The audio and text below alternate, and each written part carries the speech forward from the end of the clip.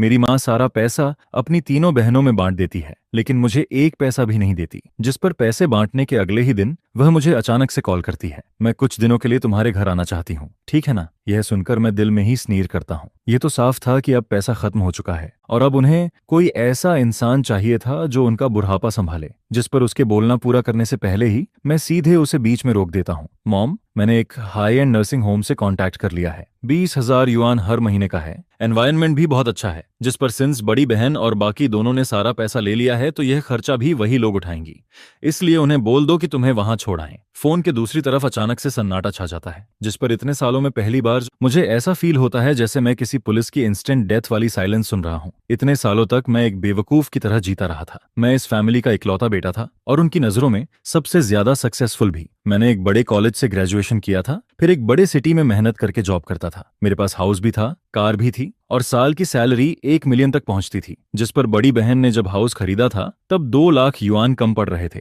और वह पैसा मैंने दिया था। फिर दूसरी बहन के बच्चे का एडमिशन एक की हाई स्कूल में होता है और वहां के 1.5 लाख युआन स्पॉन्सरशिप फी भी मैंने ही पे किया था। इसके बाद तीसरी बहन एक स्टोर खोलती है, लेकिन उसमें 3 लाख युआन का लॉस हो जाता है, जिस पर वह गड्ढा भी मैंने ही भरा था। मेरी माँ हर कुछ दिनों में मुझे कॉल करती थी। कभी कहती थी कि यहाँ तबीयत ठीक नहीं है, कभी कहती थी कि वहां पैसों की जरूरत है, जिस पर हर बार मैं बिना एक शब्द बोले सीधे पैसा ट्रांसफर कर देता था। मैं सोचता था कि मैं इस फैमिली का पिलर हूं, वह सब लोग मेरी मेहनत देखते हैं और मेरी माँ, जिसे मेरा सबसे ज्यादा दर्द होता है, वह हमेशा अपने इकलौते बेटे से प्यार करती होगी। लेकिन कल वह 6 करोड़ का पैसा मेरे चेहरे पर पड़े 6 करोड़ थप्पड़ों जैसा लगता है, जिस पर मुझे पहली बार समझ आता है कि उनकी नजरों में मैं बस एक एटीएम था, जिससे जितना चाहो उतना पैसा निकाला जा सकता है। मैं फोन के दूसरी तरफ उसकी तेज और दबाई हुई सांसें सुन सकता था। शायद उसने कभी सपने में भी नहीं सोचा था कि उसका वह बेटा, जो हमेशा उसकी हर बात मानता था, उससे इस तरह बात करेगा। जिस पर मैं चुपचाप उसकी जोरदार चीख, गुस्से या इमोशनल ब्लैकमेल का इंतजार करता रहता हूँ, लेकिन कुछ भी नहीं होता। कुछ सेकंड बाद सामने से फोन काट दिया जाता है, जिसके बाद सिर्फ बीप की आवाज आती रहती है।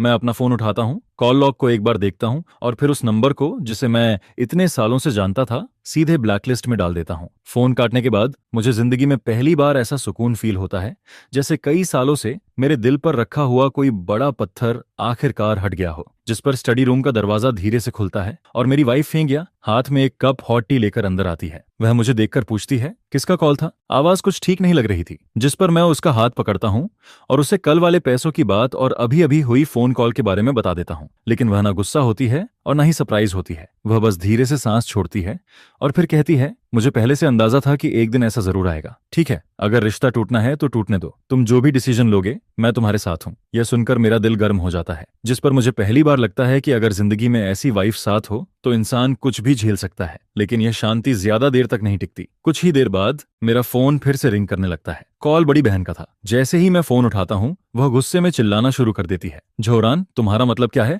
क्या तुम पागल हो गए हो? तुम मॉम से इस तरह कैसे बात कर सकते हो? उन्हें नर्सिंग होम भेज दोगे? तुम सोच भी कैसे सकते हो?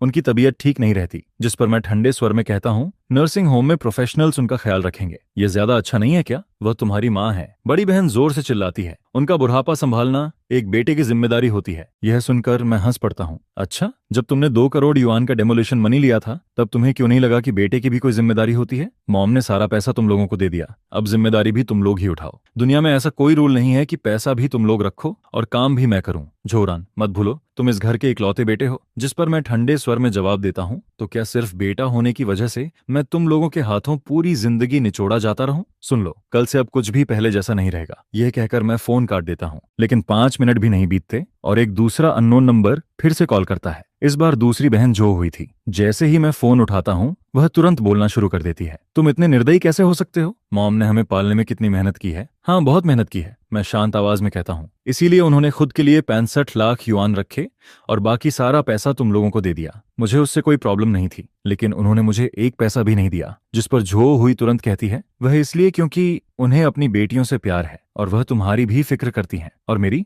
मैं धीरे से पूछता हूँ, तुम एक बड़े आदमी हो, तुम्हारी साल की इनकम 1 मिलियन है, तुम्हें पैसों की क्या कमी? जिस पर मैं गहरी सांस लेता हूँ। मुझे पैसों की परवाह नहीं है, मुझे उस दिल की परवाह है जो हमेशा से एक तरफ झुका हुआ था। झो हुई, अपने बड़े बड़े डायलॉग्स अपने पास रखो, अब इनका मुझ पर कोई असर नहीं होता। वह गुस्से में कहती है, तुम मॉम का दिल तोड़ दोगे। जिस पर मैं धीरे से जवाब देता हूँ, जब उन्होंने फैसला किया कि मुझे एक पैसा नहीं मिलेगा, उसी दिन मेरा दिल टूट गया था। यह कहकर मैं फिर से फोन काट देता हूँ। इसके बाद तीसरी बहन जो यान का कॉल आता है। वह हमेशा से सबसे ज्यादा गुस्सैल थी और इस बार भी वह खुद को रोक नहीं पाती। जैसे ही फोन कनेक्ट होता है वह जोर जोर से गालियां देना शुरू कर देती है। झोरान, तुम एक फाइट आइड वुल्फ हो। इंटरनेट पर 2 बातें क्या सुन ली? अपनी माँ को ही भूल गए? उन्होंने तुम्हें बेकार में पाला। इतने सालों की तुम्हारी ह्यूमैनिटी क्या कुत्ते के पेट में चली गई? अगर तुम मॉम को अपने घर नहीं लाए तो हम तुम्हारी कंपनी में आएंगे, वहां तमाशा करेंगे और तुम्हारी रेपुटेशन बर्बाद कर देंगे। यह मेरी अपनी बहन थी। जब उसे मुझसे पैसा चाहिए होता था तब मैं उसका सबसे अच्छा भाई होता था, लेकिन अब सिर्फ इसलिए कि मैं आगे भी उनका काऊ और हॉर्स बनकर काम करता रहूं,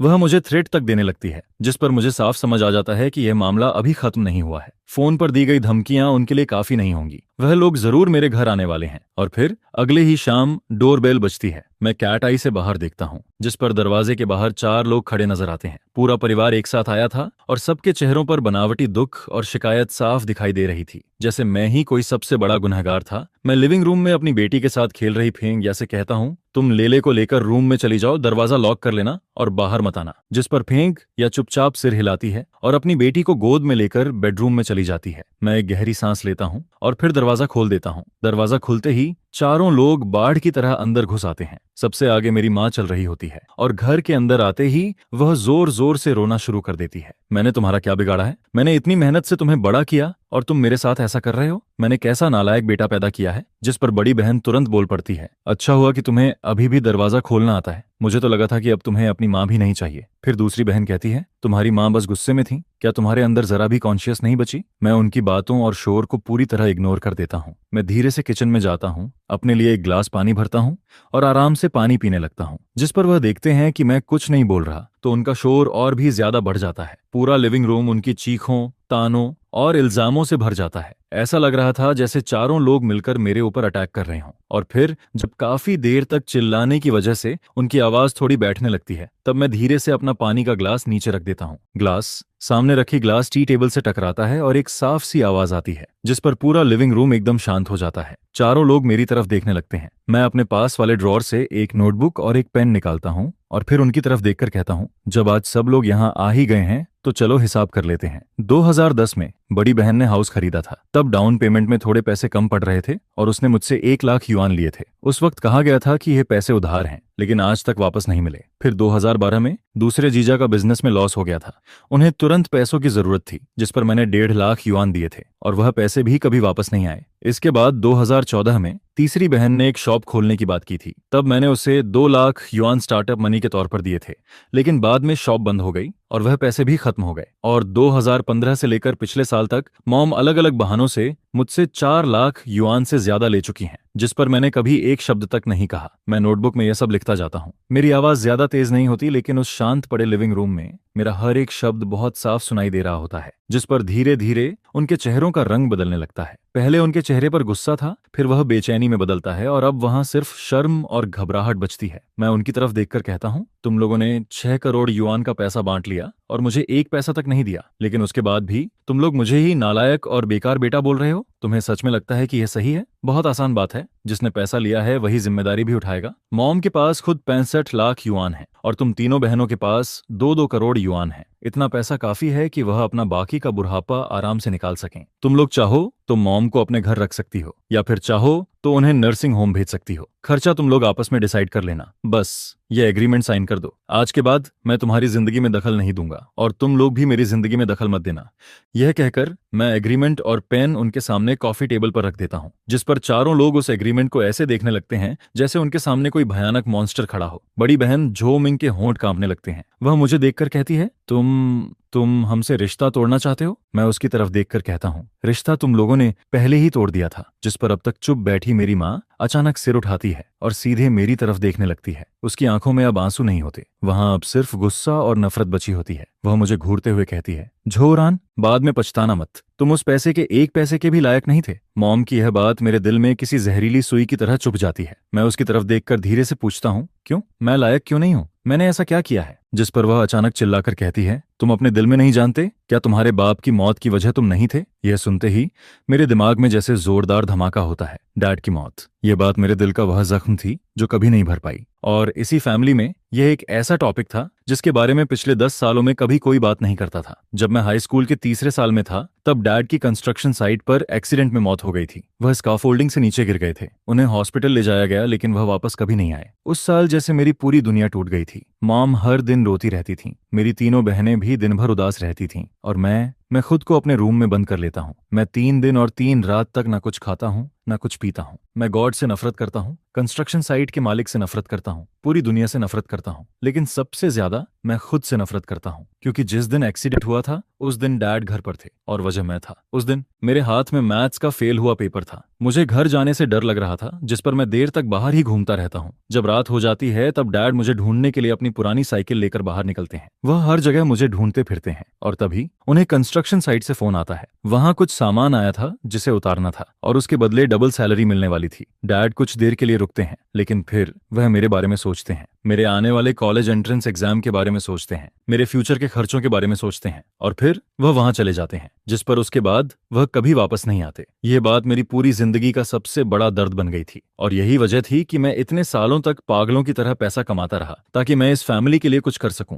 मुझे लगा था कि वह सब लोग यह बात समझते हैं। मुझे लगा था कि वह भी मेरी तरह इस दर्द को अपने दिल में दबाकर रखते हैं, लेकिन मैंने कभी नहीं सोचा था कि आज इसी पल वह लोग मेरे सबसे गहरे जख्म को फिर से खोल देंगे। डैड उस कंस्ट्रक्शन साइट पर किसके लिए गए थे? अगर तुम्हारी कॉलेज की फीस भरने के लिए पैसे जुटाने की जरूरत ना होती तो क्या वह इतनी मजबूरी में वहां जाते? हाँ, लेकिन हम तीनों बहनों ने भी तो तुम्हें आराम से पढ़ने देने के लिए सैक्रिफाइस किया था। जिस पर बड़ी बहन बोलती है, जैसे ही मैंने हाई स्कूल खत्म किया मैं बाहर काम करने चली गई। फिर दूसरी बहन उसकी बात पकड़ते हुए कहती है, हम तीनों ने तुम्हारे लिए बहुत कुछ छोड़ा था। जिस पर मॉम फिर से रोना शुरू कर देती है। तुम्हारे डैड जब जा रहे थे तब उन्होंने मेरा हाथ पकड़ा था। उन्होंने मुझसे कहा था कि तुम्हारा ध्यान रखना। उन्होंने कहा था कि तुम जो फैमिली की आखिरी उम्मीद हो। मैंने उनसे प्रॉमिस किया था और मैंने वह प्रॉमिस पूरा भी किया, लेकिन तुमने क्या किया? तुम एक व्हाइट आइड वुल्फ निकले। अब तुम्हारे पंख निकल आए हैं और तुम सब कुछ भूल गए। उनकी बातें मेरे ऊपर किसी सोड की तरह गिरती रहती हैं। हर शब्द ऐसा लगता है जैसे मेरे सीने में घुस रहा हो। मैं सामने खड़ी उन 3 औरतों को देखता हूँ जिन्हें मैं इतने सालों से अपना फैमिली समझता था। उनके चेहरों पर दुख और इल्जाम दिखाई दे रहे थे,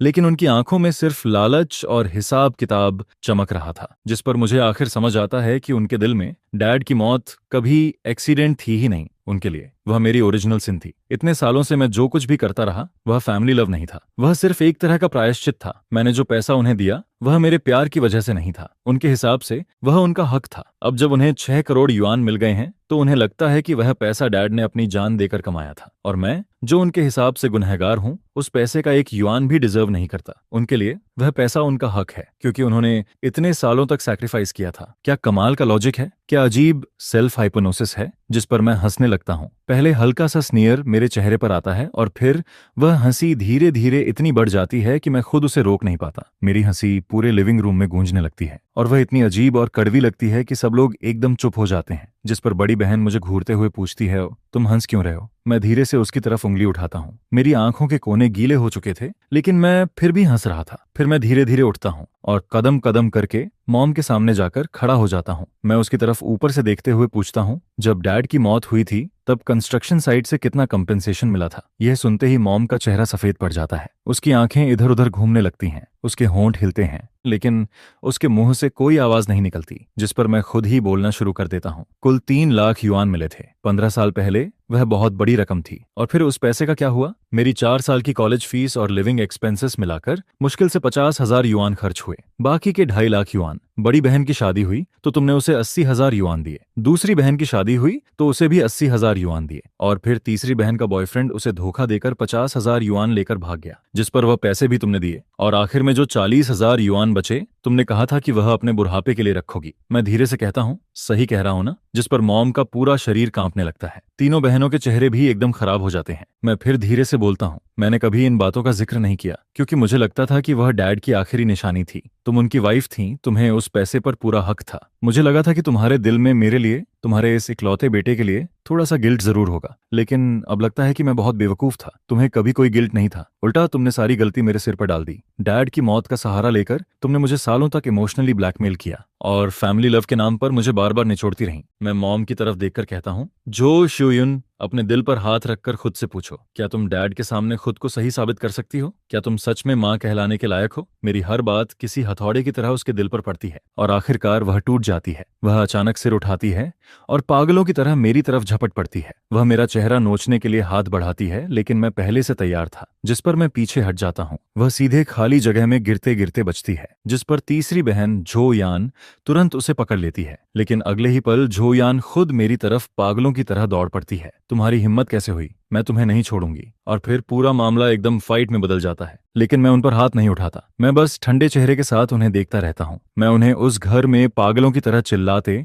और टूटते हुए देखता हूँ, जिसे मैंने अपनी मेहनत से बनाया था, जिस पर वह मुझे किसी सर्कस के क्लाउन जैसे लगने लगते हैं। तभी पीछे से फेंक या की आवाज आती है, बस अगर तुम लोगों ने और तमाशा किया तो मैं सीधे पुलिस को कॉल कर दूंगी। यह सुनते ही चारों लोग एकदम रुक जाते हैं। फेंक या की आवाज जैसे पूरे लिविंग रूम पर ठंडे पानी की बाल्टी फेंक देती है। मॉम और तीनों बहनें उसकी तरफ घूर कर देखने लगती हैं। उन्हें शायद उम्मीद नहीं थी कि हमेशा शांत और सीधी रहने वाली फेंक या वादिना पाचन नेत्र आज इतनी स्ट्रांग बनकर सामने खड़ी होगी। फेंक या उनकी तरफ देखकर कहती है, ये मेरा घर है और तुम लोग यहाँ वेलकम नहीं हो। मैंने अभी तक तुम लोगों की सारी बातें सुनी हैं। तुम लोग मेरे हस्बैंड पर इल्जाम लगा रही हो। जिस पर वह चारों एकदम चुप हो जाते हैं। मैं फेंक या की तरफ देखता हूँ और मेरे दिल में एक अजीब सी गर्माहट फील होने लगती है। इतने सालों में उसने बहुत कुछ सहा था। हर बार जब मॉम और मेरी बहनें कोई नई डिमांड लेकर आती थीं, तब भी वह कुछ नहीं बोलती थी, सिर्फ इसलिए ताकि मुझे बुरा ना लगे। लेकिन आज वह आखिरकार चुप नहीं रहती, क्योंकि इस बार उन्होंने उसकी आखिरी लिमिट पार कर दी थी। वह मेरे हस्बैंड को चोट पहुंचा रहे थे, वह उसके फैमिली को तोड़ रहे थे। जिस पर फेंक या की बात सुनकर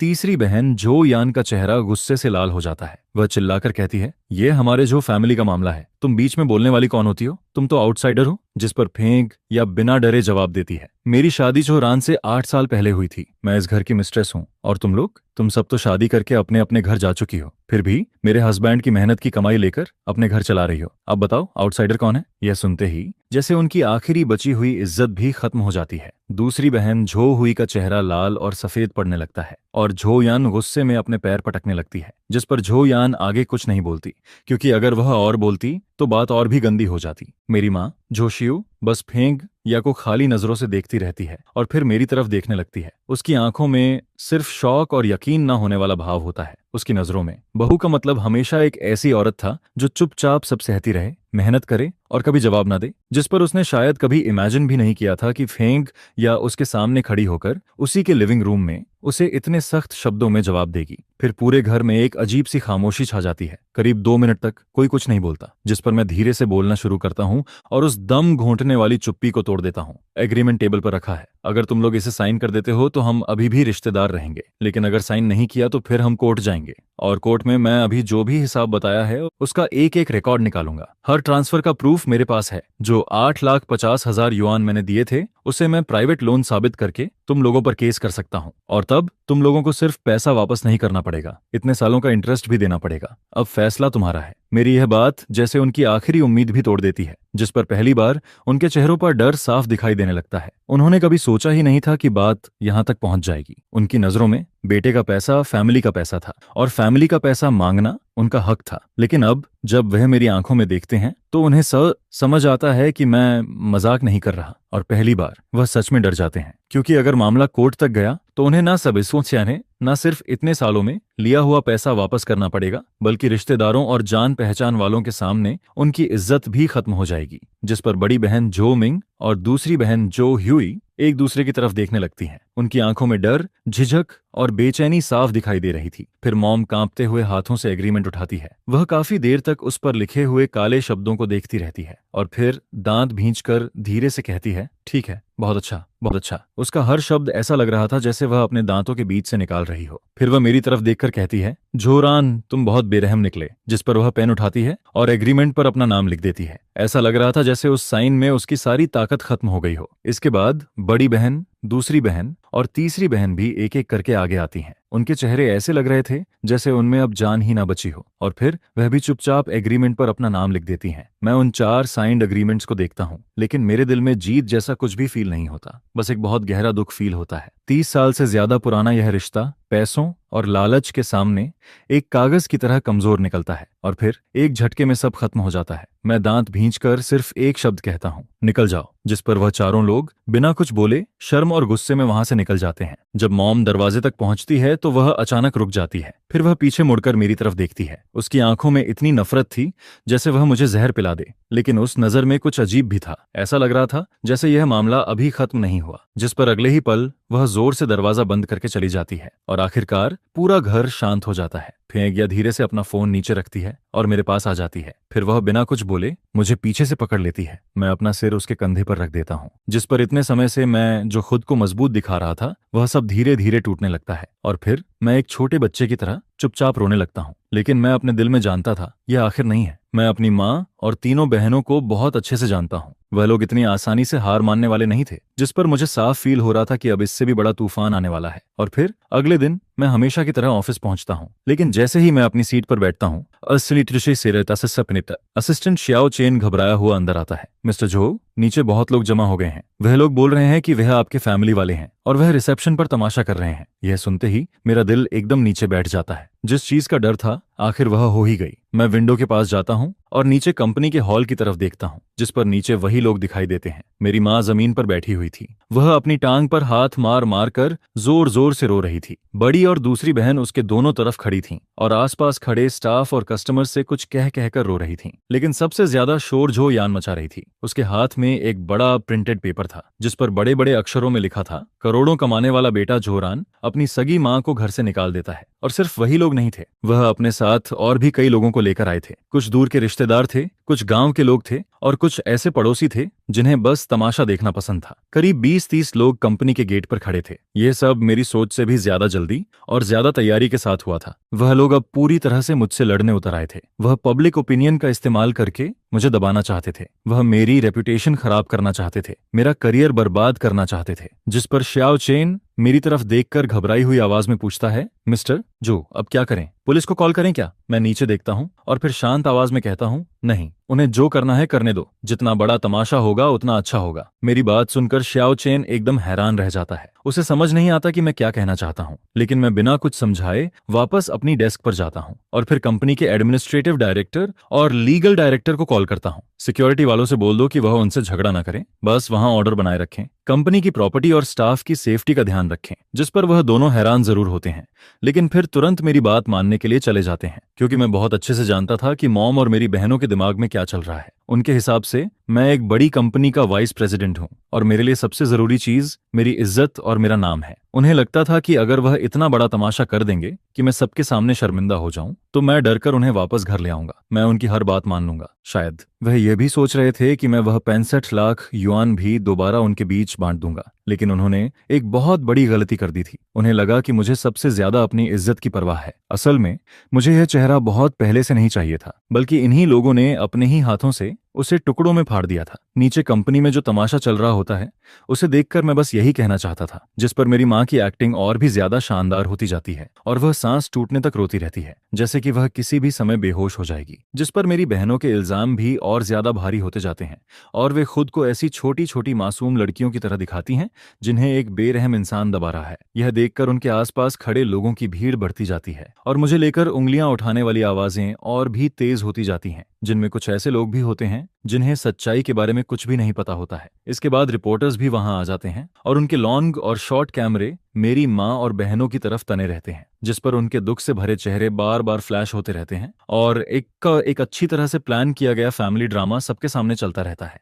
और इस पूरे ड्रामे के मेन कैरेक्टर्स वही लोग होते हैं, जबकि विलन मैं बन चुका होता हूँ। जिस पर मेरा फोन लगातार बजता रहता है और मेरे सीनियर पार्टनर्स और दोस्त बार बार पूछते रहते हैं कि आखिर हुआ क्या है, लेकिन मैं किसी का भी कॉल नहीं उठाता, क्योंकि मैं सही समय का इंतजार कर रहा होता हूँ। फिर दोपहर के ठीक 2 बजे इंटरनेट पर यह खबर तेजी से फैलने लगती है कि एक कंपनी एग्जीक्यूटिव ने अपनी माँ के साथ बुरा बर्ताव किया है। जिस पर तरह तरह की पोस्ट्स और डिस्कशंस बिना रुके सामने आने लगती हैं। मेरी फोटोज, मेरी पोजीशन और यहाँ तक कि मेरे घर का एड्रेस भी लोगों के सामने निकाल लिया जाता है, जिस पर मैं इंटरनेट पर सबके लिए एक नालायक बेटा बन जाता हूँ जिसे हर कोई गालियां देता है। और कंपनी के नीचे जमा भीड़ का गुस्सा भी अपनी हद तक पहुंच जाता है। फिर कैमरे की तरफ देखकर मेरी माँ तेज आवाज में चिल्लाती है, तुम्हारा रियल चेहरा बहुत जल्दी सबके सामने आ जाएगा। जिस पर मैं टेबल पर रखी कुछ फाइल्स उठाता हूँ, अपना सूट ठीक करता हूँ और कंपनी के कॉलीग्स की नजरों के बीच आगे बढ़ता हूँ, जिनमें कुछ लोग मुझे सिंपैथी से देखते हैं, कुछ लोग ताने मारते हैं और कुछ लोग बस क्यूरियोसिटी से मुझे देखते रहते हैं। इसके बाद मैं एलिवेटर में घुसता हूँ और नीचे पहुंचते ही हॉल की सारी आवाजें एक साथ मेरे कानों में गूंजने लगती हैं। यह देखकर वहां मौजूद हर इंसान की नजर अजीब तरीके से मुझ पर टिक जाती है, जिस पर रिपोर्टर्स के कैमरे पहली बार मेरी तरफ घूम जाते हैं। मेरी माँ और बहनें मुझे देखकर पहले तो कुछ सेकंड के लिए चौंक जाती हैं, लेकिन फिर उनके चेहरों पर एक घमंडी स्माइल आ जाती है, क्योंकि उन्हें लगता है कि मैं आखिरकार हार मान चुका हूँ। फिर मैं भीड़ के बीच से चलता हुआ उनके सामने पहुंचता हूँ, लेकिन मैं उनकी तरफ देखता तक नहीं हूँ। जिस पर मैं लीगल स्टाफ के हाथ से एक एम्पलीफायर लेता हूँ और वहां मौजूद सभी जर्नलिस्ट्स और बाकी लोगों की तरफ मुड़ जाता हूँ। मैं इस फैमिली ड्रामा की वजह से पब्लिक रिसोर्सेज खराब होने पर आप सबसे दिल से माफी मांगता हूँ। इसके बाद मैं कहता हूँ, आज मेरी माँ और मेरी तीनों बहनें मुझ पर नालायक बेटा होने का इल्जाम लगा रही हैं, और उनकी कुछ बातें सच भी हैं, जैसे कि मैंने सच में अपनी माँ को नर्सिंग होम भेजने की बात कही थी। यह सुनते ही वहां मौजूद भीड़ में हड़कंप मच जाता है, क्योंकि किसी ने भी नहीं सोचा था कि मैं अपनी गलती इतनी आसानी से सबके सामने मान लूंगा। जिस पर मेरी माँ और बहनों के चेहरों पर जीत की मुस्कान और भी ज्यादा गहरी हो जाती है। लेकिन मैं आसपास हो रही बातों को इग्नोर करता हूँ और आगे कहता हूँ, लेकिन हर चीज का एक कारण होता है, और आज मैं चाहता हूं कि यहां मौजूद सभी मीडिया फ्रेंड्स एक चीज देखें। इतना कहने के बाद मैं अपने हाथ में पकड़ी हुई यूएसबी ड्राइव का बटन दबा देता हूं, जिस पर मेरे पीछे कंपनी बिल्डिंग के बाहर लगी बड़ी एलईडी स्क्रीन अचानक से जल उठती है। फिर कल घर में फेंक या द्वारा रिकॉर्ड किया गया वीडियो उस स्क्रीन पर चलने लगता है। वीडियो में मेरी माँ गुस्से से मुझे घूर रही होती है, जिस पर तीसरी बहन पागलों की तरह चीखती है और मुझे गालियां देती रहती है। वे सब पूरी तरह से पागल नजर आ रही होती हैं और उनका बदसूरत चेहरा HD कैमरा में साफ साफ रिकॉर्ड हो चुका होता है। यह देखकर वहां मौजूद भीड़ पूरी तरह से शांत हो जाती है, लेकिन LED स्क्रीन पर वह वीडियो बार बार चलता रहता है, जिस पर मेरी माँ का गुस्से और नफरत से भरा चेहरा सबके सामने साफ दिखाई देता है। और तीसरी बहन झो यान की तेज और जहरीली आवाज पूरे स्क्वायर में गूंजती रहती है। इसके बाद बड़ी बहन और दूसरी बहन की हरकतें भी स्क्रीन पर दिखती रहती हैं, जिस पर उनके चेहरे, उनकी बातें और उनका लालच बिना किसी कट के सबके सामने आता रहता है। और देखते ही देखते पूरी जगह पर सन्नाटा छा जाता है। जो लोग कुछ सेकंड पहले तक मेरी तरफ उंगली उठा रहे होते हैं, अब वही लोग एकदम चुप खड़े रहते हैं, जिस पर उनके चेहरों के एक्सप्रेशंस धीरे धीरे बदलने लगते हैं। पहले गुस्सा,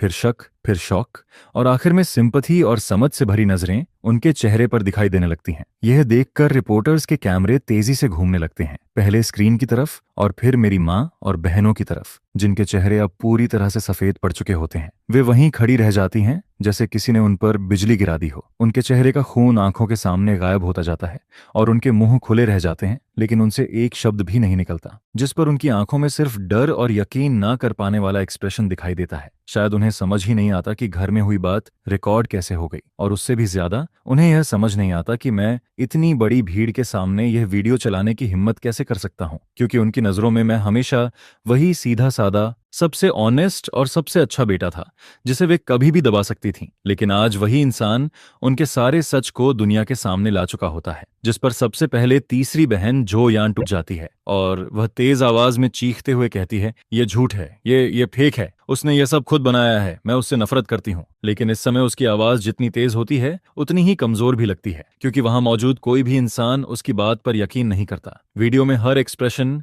हर हरकत और हर आवाज इतनी रियल होती है कि कोई भी एक्टिंग उसे कॉपी नहीं कर सकती। उनके दिल की नफरत और पागलपन साफ दिखाई देता है। मैं उसकी इस आखिरी कोशिश को भी इग्नोर कर देता हूँ, जिस पर मैं अपने ब्रीफकेस से कुछ और डॉक्यूमेंट्स निकालता हूँ और मीडिया की तरफ देखकर कहता हूँ, और ये वे ट्रांसफर रिकॉर्ड्स हैं जो मैंने इतने सालों में अपनी माँ और तीनों बहनों को दिए हैं। इन सब की टोटल अमाउंट 8,50,000 युआन है और हर ट्रांसफर का बैंक रिकॉर्ड और टाइमिंग इसमें मौजूद है। इसके बाद मैं एक और डॉक्यूमेंट उठाता हूं और कहता हूं, और ये पुराने घर का डेमोलिशन एग्रीमेंट है, जिसमें साफ लिखा है कि उस घर के बदले मिलने वाली टोटल अमाउंट 6.5 मिलियन युआन थी। यह वो फैमिली केयर रिस्पॉन्सिबिलिटी एग्रीमेंट है जिस पर कल मेरी माँ और मेरी तीनों बहनों ने साइन किया था। इसमें साफ लिखा है कि डेमोलिशन मनी मिलने के बाद सारा पैसा तीनों बेटियों में बांट दिया गया था, और माँ जो शियू की देखभाल की जिम्मेदारी भी तीनों बेटियां मिलकर उठाएंगी। जहां तक उनकी इस बात का सवाल है कि मैंने माँ को घर से निकाल दिया, तो मॉम, मैं आपसे एक बार फिर पूछता हूँ, क्या मैंने कभी ऐसा एक शब्द भी कहा था? अगर आपने मुझे घर से निकल जाने के लिए कहा तो क्या मैंने कभी आपको उंगली तक लगाई थी? मैंने सिर्फ इतना कहा था कि आप और मेरी बहनें मेरे घर से निकल जाएं, क्योंकि आप लोग मेरे घर आकर शोर मचा रही थीं और यहाँ तक कि मुझ पर हाथ भी उठा रही थीं, जिस पर मेरी माँ का चेहरा एकदम बदल जाता है। वह अपने होंठ इतनी जोर से भींचती है कि उसके मुंह से एक शब्द भी नहीं निकलता, और भीड़ में खड़े लोग आपस में धीरे धीरे बातें करना शुरू कर देते हैं, जिस पर पब्लिक ओपिनियन का पूरा रुख एकदम पलट जाता है। अभी तक जो सिंपथी मेरी माँ और बहनों को मिल रही होती है, वह सब इन पक्के सबूतों के सामने खत्म हो जाती है। अब वहां मौजूद हर इंसान मेरी तरफ देखने लगता है, और जितनी बातें, ताने और गालियां अभी तक मुझे मिल रही थीं, अब वही सब मेरी माँ और बहनों की तरफ जाने लगती हैं। वे चारों उन निगाहों और बातों से घिर जाती हैं और वहां से निकलने की कोशिश करने लगती हैं, क्योंकि अब उनके पास शर्म से सिर छुपाने की भी जगह नहीं बचती। लेकिन तीसरी बहन जोयान अभी भी आखिरी कोशिश करती है। वह जोर से चिल्लाकर कहती है, तुम झूठ बोल रहे हो, हमने ऐसा कोई एग्रीमेंट कब देखा था? यह कहकर वह मेरी तरफ दौड़ती है और मेरे हाथ से डॉक्यूमेंट्स छीनने की कोशिश करती है, जिस पर मेरे आसपास खड़े लीगल स्टाफ और सिक्योरिटी गार्ड्स तुरंत उसे रोक देते हैं। फिर मैं उसकी तरफ ठंडी नजरों से देखकर कहता हूँ, जोयान, इस एग्रीमेंट पर तुम चारों के साइन हैं। अगर तुम्हें लगता है कि ये सिग्नेचर फेक हैं तो हम अभी फॉरेंसिक टेस्ट करवा सकते हैं, लेकिन अगर तुम पब्लिक में झूठ बोलकर मुझ पर इल्जाम लगाती हो तो तुम्हें पता है उसका क्या रिजल्ट होगा। मेरी यह बात सुनते ही तीसरी बहन की सारी अकड़ एकदम खत्म हो जाती है, क्योंकि वह डर जाती है। वह मेरी आंखों में देखती है और उसे समझ आ जाता है कि मैं सच में कुछ भी कर सकता हूँ, और जो मेरी माँ अब तक चुप खड़ी थी, वह इतनी बेइज्जती और इतने बड़े झटके को सह नहीं पाती, जिस पर उसका दिमाग पूरी तरह टूट जाता है। उसकी आंखें पलट जाती हैं, उसके पैर कमजोर पड़ जाते हैं और वह सीधा पीछे की तरफ गिर जाती है। यह देखकर तीनों बहनें जोर से चीखती हैं और तुरंत उसे संभालने के लिए भागती हैं, जिस पर वहां का पूरा माहौल एकदम क्योटिक हो जाता है। रिपोर्टर्स तुरंत आगे भागते हैं और कैमरों की फ्लैश लगातार चमकने लगती है, लेकिन मैं ये सब बिना किसी रिएक्शन के देखता रहता हूँ, क्योंकि मुझे उन पर जरा भी तरस नहीं आता। यह सब उन्होंने खुद किया था। जब उन्होंने मुझे इस्तेमाल करके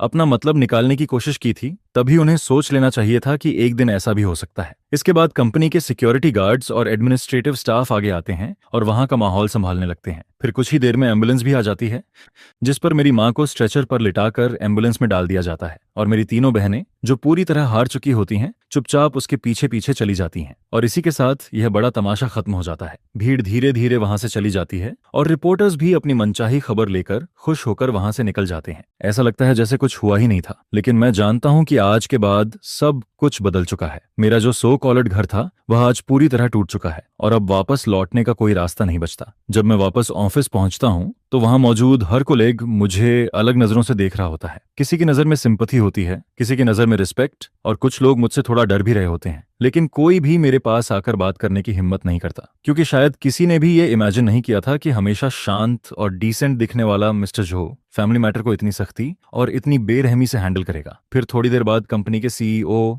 मिस्टर वांग मुझे अपने ऑफिस में बुलाते हैं। मुझे लगता है कि वह कंपनी की इमेज खराब होने की वजह से मुझे डांटेंगे, लेकिन वह सिर्फ मुझे पानी की एक बोतल देते हैं और कहते हैं, मैंने तुम्हें सही पहचाना था, तुम एक कैपेबल इंसान हो। फैमिली मैटर कितना भी मुश्किल क्यों ना हो तो तुम उसे भी हैंडल करना जानते हो। इसे जल्दी खत्म करो और अपने काम पर असर मत पड़ने दो। जिस पर मैं कहता हूँ, थैंक यू मिस्टर वांग, मैं समझ गया। मिस्टर वांग के ऑफिस से बाहर निकलते ही मेरे दिल पर रखा हुआ एक बड़ा बोझ उतर जाता है, क्योंकि अब मुझे फील होता है कि वर्क प्लेस उतना खराब नहीं है जितना मैं सोचता था। जब तक तुम वैल्यू क्रिएट कर सकते हो, तुम्हारी प्राइवेट लाइफ तुम्हारा फ्यूचर डिसाइड नहीं करती। बस तुम्हें चीजों को सही तरीके से हैंडल करना आना चाहिए, और मैंने वही किया था। इसके बाद अगले कुछ घंटों में इंटरनेट पूरी तरह फट पड़ता है। कंपनी के नीचे जो कुछ हुआ था वह काउंटलेस मीडिया चैनल्स पर दिखाया जाता है, और वह HD वीडियो पूरे इंटरनेट पर फैल जाता है, जिस पर पब्लिक ओपिनियन पूरी तरह मेरी तरफ आ जाता है और सारी गालियां मेरी माँ और बहनों को मिलने लगती हैं। नेटिजन्स उन्हें साल की सबसे घटिया फैमिली मेंबर का टैग दे देते हैं, और गुस्से में लोग उनके नाम, वर्क प्लेस और यहाँ तक कि उनके मोबाइल नंबर्स तक इंटरनेट पर डाल देते हैं,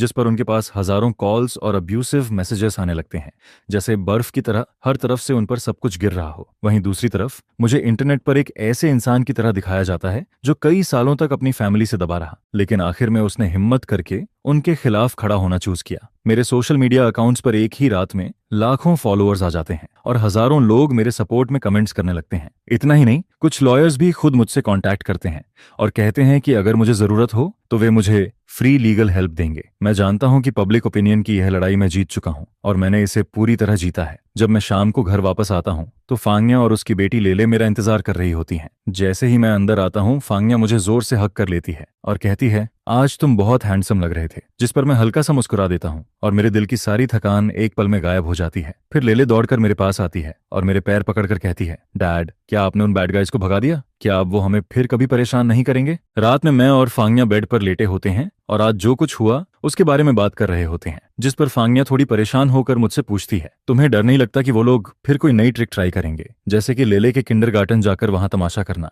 मुझे अब समझ आता है कि यह एक ऐसी बात थी जिसके बारे में मैंने पहले कभी सोचा ही नहीं था। मैं बस खुद को और कंपनी को बचाने के बारे में सोच रहा था, लेकिन मैं ये भूल गया था कि मेरी सबसे बड़ी वीकनेस अभी भी मेरी वाइफ और मेरी बेटी हैं। चिंता मत करो, कल मैं सिक्योरिटी कंपनी से कांटेक्ट करूंगा, वो तुम्हें और लेले को 24 घंटे प्रोटेक्शन देंगे और मैं किंडरगार्टन में भी बात कर दूंगा ताकि हमारे अलावा कोई भी लेले को टच न कर सके। मैं उनकी हद अब अच्छी तरह समझ चुका हूँ। पैसे के लिए वो लोग कुछ भी कर सकते हैं और मैं उन्हें दोबारा तुम्हें हर्ट करने का एक भी मौका नहीं दूंगा। जिस पर फांग्या चुपचाप सिर हिलाती है और मेरे सीने से लग जाती है। लेकिन उस रात मुझे बिल्कुल चैन की नींद नहीं आती। मैं सपने में अपने पापा को देखता हूँ। वह हमेशा की तरह चुपचाप मुझे देख रहे होते हैं। उनकी आंखों में कोई गुस्सा नहीं होता, सिर्फ दर्द होता है। अगले दिन मुझे एक अजनबी नंबर से कॉल आता है, जिस पर दूसरी तरफ से एक बूढ़ी और कमजोर आवाज सुनाई देती है। वो मेरी माँ होती है। वह रोते हुए कहती है, माँ से गलती हो गई, मुझे सच में अपनी गलती समझ आ गई है।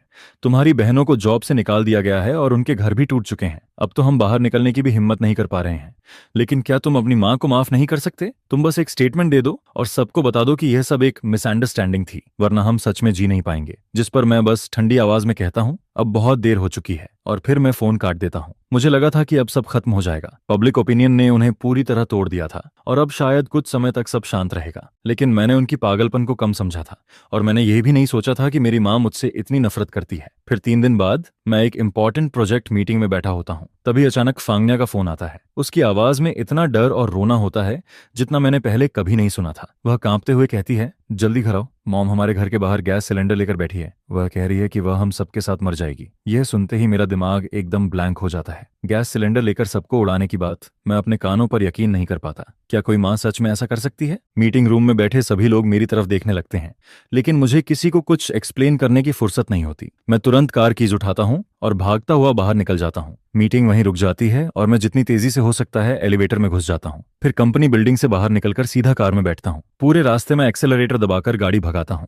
मेरे हाथ ठंडे पसीने से भरे होते हैं और मेरा दिल बहुत तेजी से धड़क रहा होता है। मैं इमेजिन भी नहीं कर पा रहा था कि घर पर अभी क्या हो रहा होगा। फांग्या और लेले कैसी होंगी? मैं बार बार फांग्या को कॉल करता हूँ, लेकिन वह फोन नहीं उठाती, जिस पर डर मेरे दिल को और ज्यादा जकड़ने लगता है। सिर्फ 10 मिनट का रास्ता मुझे कई घंटों जैसा लगने लगता है। जब मैं सोसाइटी के गेट पर पहुंचता हूं तो सिक्योरिटी गार्ड मेरी कार रोक देता है, लेकिन दूर से ही मैं देख लेता हूं कि हमारे घर के नीचे बहुत बड़ी भीड़ जमा है। वहां पुलिस कार्स और फायर ब्रिगेड की गाड़ियां पहले से खड़ी होती हैं और पूरे एरिया के चारों तरफ एक लंबी कॉर्डन लगा दी गई होती है, जिस पर मैं तुरंत कार से उतरता हूं और भागता हुआ अंदर जाने की कोशिश करता हूं। मैं चिल्लाकर कहता हूं, मुझे अंदर जाने दो, वो मेरी माँ है। लेकिन सिक्योरिटी गार्ड मुझे रोकते हुए कहता है, सर अंदर जाना डेंजरस है। जिस पर मैं और जोर से कहता हूं, मैं जो हुआ हूं, मेरी वाइफ और मेरी बेटी अंदर हैं। तभी एक पुलिस ऑफिसर मेरे पास आता है और कहता है, मिस्टर जो, प्लीज काम डाउन, आपकी माँ अभी बहुत अनस्टेबल है। उसके हाथ में लाइटर है और कोई भी उसके पास नहीं जा सकता। वह सिर्फ आपसे मिलना चाहती है। यह सुनते ही मैं भीड़ के बीच से देखने की कोशिश करता हूँ और फिर मुझे वह सीन दिखाई देता है जिसे देखकर मेरा दिल कांप उठता है। हमारे घर के सामने मेरी माँ, जो शिव, जमीन पर बैठी होती है। उसके पास एक बड़ा गैस सिलेंडर रखा होता है। उसका एक हाथ सिलेंडर पर होता है और दूसरे हाथ में वह एक लाल लाइटर पकड़े रहती है। लेकिन उसकी आंखें अब पहले जैसी नहीं होती, उनमें अब सिर्फ पागलपन होता है। ऐसा पागलपन जो सब कुछ खत्म कर देना चाहता है। ऐसा लगता है जैसे वह सबको अपने साथ नरक में खींचकर ले जाना चाहती हो। और उससे थोड़ी दूर मेरी तीनों बहनें जमीन पर घुटनों के बल बैठी होती हैं। उनके चेहरों पर डर साफ दिखाई दे रहा होता है। असल में वो लोग चाहते थे कि मैं हार मान लूं। वो चाहते थे कि मैं फिर से उन्हें उनके पैसे और फायदे वापस दे दूं, लेकिन वो खुद मरना नहीं चाहती थीं और अब हालात पूरी तरह उनके हाथ से बाहर जा चुके होते हैं। मेरी माँ, जिसे उन्होंने खुद इस हालत तक पहुंचाया था, अब किसी भी समय फटने वाले बॉम्ब की तरह बन चुकी होती है। फिर मेरी माँ अचानक जोर से चिल्लाती है, उस जानवर को यहाँ बुलाओ, मैं उससे मिलना चाहती हूँ। जिस पर पुलिस ऑफिसर मेरी तरफ देखकर कहता है, मिस्टर जो, आपकी माँ की मेंटल कंडीशन अभी बहुत खराब है। हम नहीं चाहते कि आप जाकर उसे और प्रोवोके करें। अगर आपकी कोई बात है तो हम उससे कह सकते हैं। मैं तुरंत पूछता हूँ, मेरी वाइफ और बेटी कहाँ हैं? क्या वो सेफ हैं? जिस पर वह कहता है, उन्हें पीछे के रास्ते से सेफली बाहर निकाल लिया गया है, आप चिंता मत कीजिए। यह सुनते ही मेरे दिल का आधा बोझ उतर जाता है। जब तक फांग्या और लेले सेफ हैं, तब तक बाकी सब संभाला जा सकता है। फिर मैं पुलिस के हाथ से लाउडस्पीकर लेता हूँ और धीरे धीरे अपनी माँ की तरफ बढ़ने लगता हूँ, जिस पर वह मुझे देखते ही पागलों की तरह चिल्लाने लगती है, तुम क्या चाहते हो? तुमने मुझे बर्बाद कर दिया, तुमने इस पूरे फैमिली को खत्म कर दिया, तुमने हमें सबकी नजरों में सड़क का कुत्ता बना दिया। अब मैं चाहती हूँ कि तुम भी पूरी जिंदगी दर्द और राख में जियो। उसकी आंखों में जो पागलपन होता है उसे देखकर मेरी रूह कांप जाती है। तभी मुझे पहली बार समझ आता है कि वह एक्टिंग नहीं कर रही, वह सच में मरना चाहती है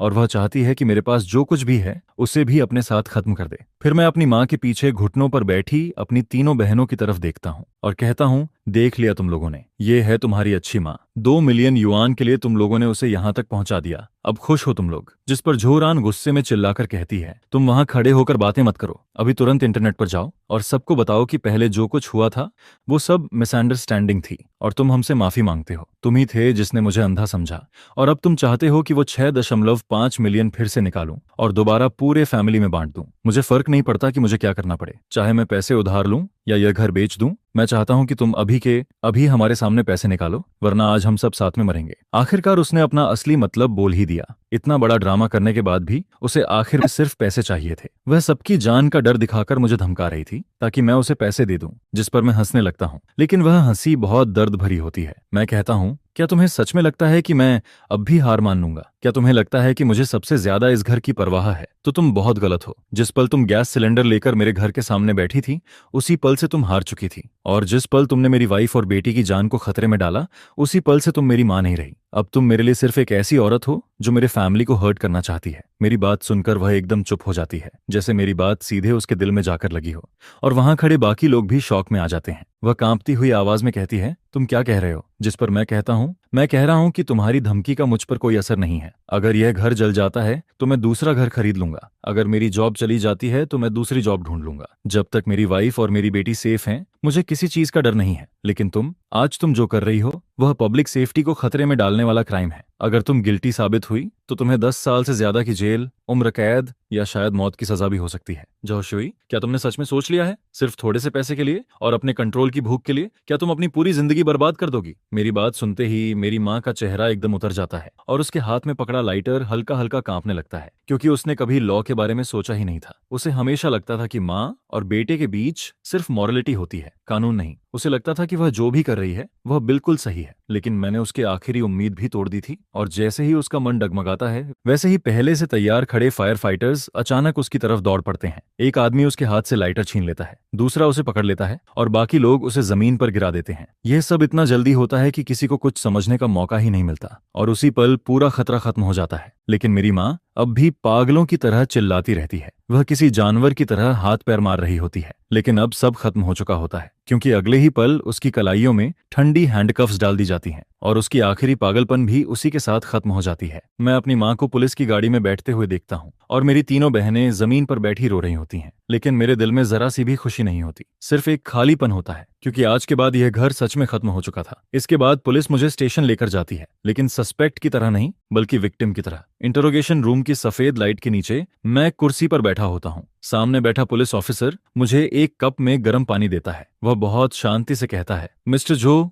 आपने बहुत कुछ सहा है, लेकिन हमें आज जो हुआ उसका पूरा स्टेटमेंट चाहिए। जिस पर मैं सिर हिलाता हूँ और सुबह से लेकर अब तक जो कुछ हुआ वह सब बताना शुरू कर देता हूँ। फांगिया का फोन आने से लेकर मेरे घर भागकर पहुंचने तक और फिर मेरी माँ के साथ हुई सारी बात मैं सब कुछ डिटेल में बताता हूँ, लेकिन मेरी आवाज पूरी तरह शांत होती है, जैसे मैं अपनी कहानी नहीं किसी और की कहानी सुना रहा हूँ। पुलिस ऑफिसर मेरी बात लिखता रहता है और बीच बीच में मेरी तरफ देखता है। उसकी आंखों में मेरे लिए थोड़ी सिंपैथी भी होती है। स्टेटमेंट खत्म होने के बाद मैं इंटरोगेशन रूम से बाहर निकलता हूँ, जिस पर कॉरिडोर में लगे कैमरों के पास मुझे मेरी तीनों बहनें दिखाई देती हैं। उन्हें भी पूछताछ के लिए लाया गया होता है। जो अकड़ और घमंड उनके अंदर पहले था अब उसका नामो निशान नहीं बचा होता। उनके चेहरे पीले पड़े होते हैं और आंखें डर से भरी होती हैं। मुझे देखते ही बड़ी बहन जोमिन धीरे से खड़ी हो जाती है। उसके होंठ हिलते हैं जैसे वह कुछ कहना चाहती हो, लेकिन मैं उसे एक मौका भी नहीं देता। मैं बिना उसकी तरफ देखे उनके पास से निकल जाता हूँ, जैसे वो तीनों वहां हैं ही नहीं। यह देखकर उनके चेहरे बदल जाते हैं, पहले हैरानी, फिर गुस्सा और फिर नफरत। मैं जानता हूं कि वो क्या सोच रही होंगी। उन्हें लगता होगा कि मैंने, उनके अपने बेटे और भाई ने अपनी मां को जेल भेज दिया, लेकिन वो कभी यह नहीं सोचे सोचेंगी कि आखिर मेरी माँ को इस हालत तक किसने पहुंचाया, किसने उसे धीरे धीरे पागलपन की तरफ धकेला। पुलिस स्टेशन से बाहर निकलते ही रात बहुत गहरी हो चुकी होती है। ठंडी हवा मेरे चेहरे पर लगती है, लेकिन इतने दिनों में पहली बार मुझे अंदर से हल्का महसूस होता है, जैसे अब सब कुछ साफ हो चुका हो। वहां मेरे लॉयर ब्रदरली पहले से मेरा इंतजार कर रहे होते हैं। वह मेरे कंधे पर हाथ रखते हैं और कहते हैं, सब हैंडल हो गया है। तुम्हारी माँ ने जो किया वह अब सिर्फ फैमिली मैटर नहीं रह गया, उसने पब्लिक सेफ्टी को खतरे में डाला है। यह बहुत बड़ा क्राइम है और शायद उसे लंबी सजा होगी, क्योंकि किसी की जान नहीं गई और कोई बड़ा नुकसान भी नहीं हुआ, इसलिए शायद उसे मौत की सजा नहीं मिलेगी। लेकिन जो हुआ उसका असर बहुत बड़ा है। मेरा इमेजिन है कि उसे कम से कम 10 साल की सजा जरूर होगी। 10 साल। मैं अपने मन में यही शब्द बार बार दोहराता हूँ, लेकिन मुझे न दुख होता है न दर्द। सिर्फ ऐसा लगता है जैसे अब सब खत्म हो चुका है। मेरी माँ की बाकी जिंदगी अब जेल की दीवारों के पीछे गुजरेगी और यह रास्ता उसने खुद चुना था। फिर मैं कार में बैठता हूँ और फांगन्या को कॉल करता हूँ। फोन कनेक्ट होते ही उसकी आवाज सुनाई देती है। वह घबराई हुई पूछती है, तुम ठीक हो ना? जिस पर मैं धीरे से कहता हूँ, मैं ठीक हूँ, तुम चिंता मत करो। लेले कहाँ है? वह कहती है, लेले सो चुकी है, मेरे पेरेंट्स हमारे पास आ गए हैं। फिर कुछ सेकंड चुप रहने के बाद वह धीरे से कहती है, चलो यहाँ से चले जाते हैं। अभी एक नया घर खरीदते हैं और इस जगह को छोड़ देते हैं। इन सारी बुरी यादों को पीछे छोड़कर हम फिर से नई जिंदगी शुरू करेंगे। इसके बाद मैं फिर से शुरुआत करता हूँ। मैं फोन को काट देता हूँ, जिस पर मैं कार स्टार्ट करता हूँ। फिर कार धीरे धीरे सिटी की तरफ बढ़ती है और कार की विंडो के बाहर हजारों लाइट्स चमकती नजर आती हैं, जो किसी गैलेक्सी की तरह फैलती जा रही होती हैं। यह देखकर मुझे पता होता है कि इस मोमेंट के बाद मेरा उस सो कॉल्ड घर से कनेक्शन पूरी तरह खत्म हो चुका है। अब मेरे सामने सिर्फ मेरी अपनी राह होती है। एक रोड नई जिंदगी की तरफ जाती है और दूसरी रोड किसी अननोन फ्यूचर की तरफ बढ़ती है, जिसके बाद जिंदगी एक रात में फिर से शांत होती हुई लगती है। लेकिन इसके पीछे अभी भी बहुत कुछ बाकी होता है। मेरी मदर को क्रिमिनल केस में पुलिस ने डिटेन कर लिया था, जिस पर अब वही सख्त पनिशमेंट उसका इंतजार कर रही होती है जो पहले मेरी तरफ मोड़ी जा रही थी। और जो रिलेटिव्स हमेशा इमोशनल प्रेशर डालते थे, वो पूरी तरह चुप हो चुके होते हैं, क्योंकि अब उन्हें डर लगने लगता है। उन्हें डर होता है कि मैं, जो अब किसी को अपना नहीं मानता, कुछ भी कर सकता हूं। जिस पर फेंग या के पेरेंट्स फेंग या और लेले को अपने घर वापस ले जाते हैं ताकि मैं बाकी की चीजों को आराम से हैंडल कर सकूं। इसके बाद मैं अपना करंट हाउस बेचने की तैयारी करता हूं और साथ ही रहने के लिए एक नई जगह ढूंढना शुरू करता हूं, क्योंकि इस बार मैं अपनी वाइफ और डॉटर को एक ऐसा घर देना चाहता हूं जो सच में सेफ और वार्म हो। लेकिन तभी जब मुझे लग रहा होता है कि अब सब कुछ धीरे धीरे ठीक होने वाला है, तभी मेरी तीनों सिस्टर्स एक बार फिर मेरे सामने आ जाती हैं। हालांकि इस बार वो मेरे घर या ऑफिस नहीं आती हैं, बल्कि वो लॉयर ली के थ्रू मुझे एक कैफे में मिलने के लिए बुलाती हैं। मैं पहले जाने का कोई इरादा नहीं रखता हूँ, जिस पर लॉयर ली मुझसे कहता है कि उनका एटीट्यूड इस बार बहुत सिंसियर लग रहा है। शायद वो कंपनसेशन और सेटलमेंट की बात करना चाहती हैं। यह सुनकर सिर्फ इस मैटर को हमेशा के लिए खत्म करने के लिए मैं वहां जाने का फैसला करता हूं। फिर जब मैं कैफे में पहुंचता हूं तो मैं देखता हूं कि वो तीनों पहले से वहां बैठी होती हैं, लेकिन सिर्फ कुछ दिनों में ही वो ऐसी लग रही होती हैं जैसे उन पर 10 साल गुजर गए हों। उनके चेहरे की पुरानी चमक पूरी तरह गायब हो चुकी होती है। उसकी जगह सिर्फ थकान और टूटापन नजर आता है। उनकी आंखें अंदर धंस चुकी होती हैं और उनके चेहरे पर सिर्फ सुन्नपन दिखाई देता है, जिस पर जैसे ही वो मुझे देखती हैं वो जल्दी से खड़ी हो जाती हैं। लेकिन मैं कुछ नहीं बोलता हूं और जाकर उनके सामने बैठ जाता हूं। लॉयरली भी मेरे बगल में बैठ जाता है। फिर बड़ी सिस्टर धीरे धीरे कहती है, झोरान, हम तुमसे माफी मांगने आए हैं। हमने बहुत गलत किया, हम सब ने गलती की। हमें पैसों के पीछे इतना पागल नहीं होना चाहिए था और हमें तुम्हारे साथ ऐसा बिहेव नहीं करना चाहिए था। जिस पर थर्ड सिस्टर जो यान, जो पहले सबसे ज्यादा एरोगेंट रहती थी,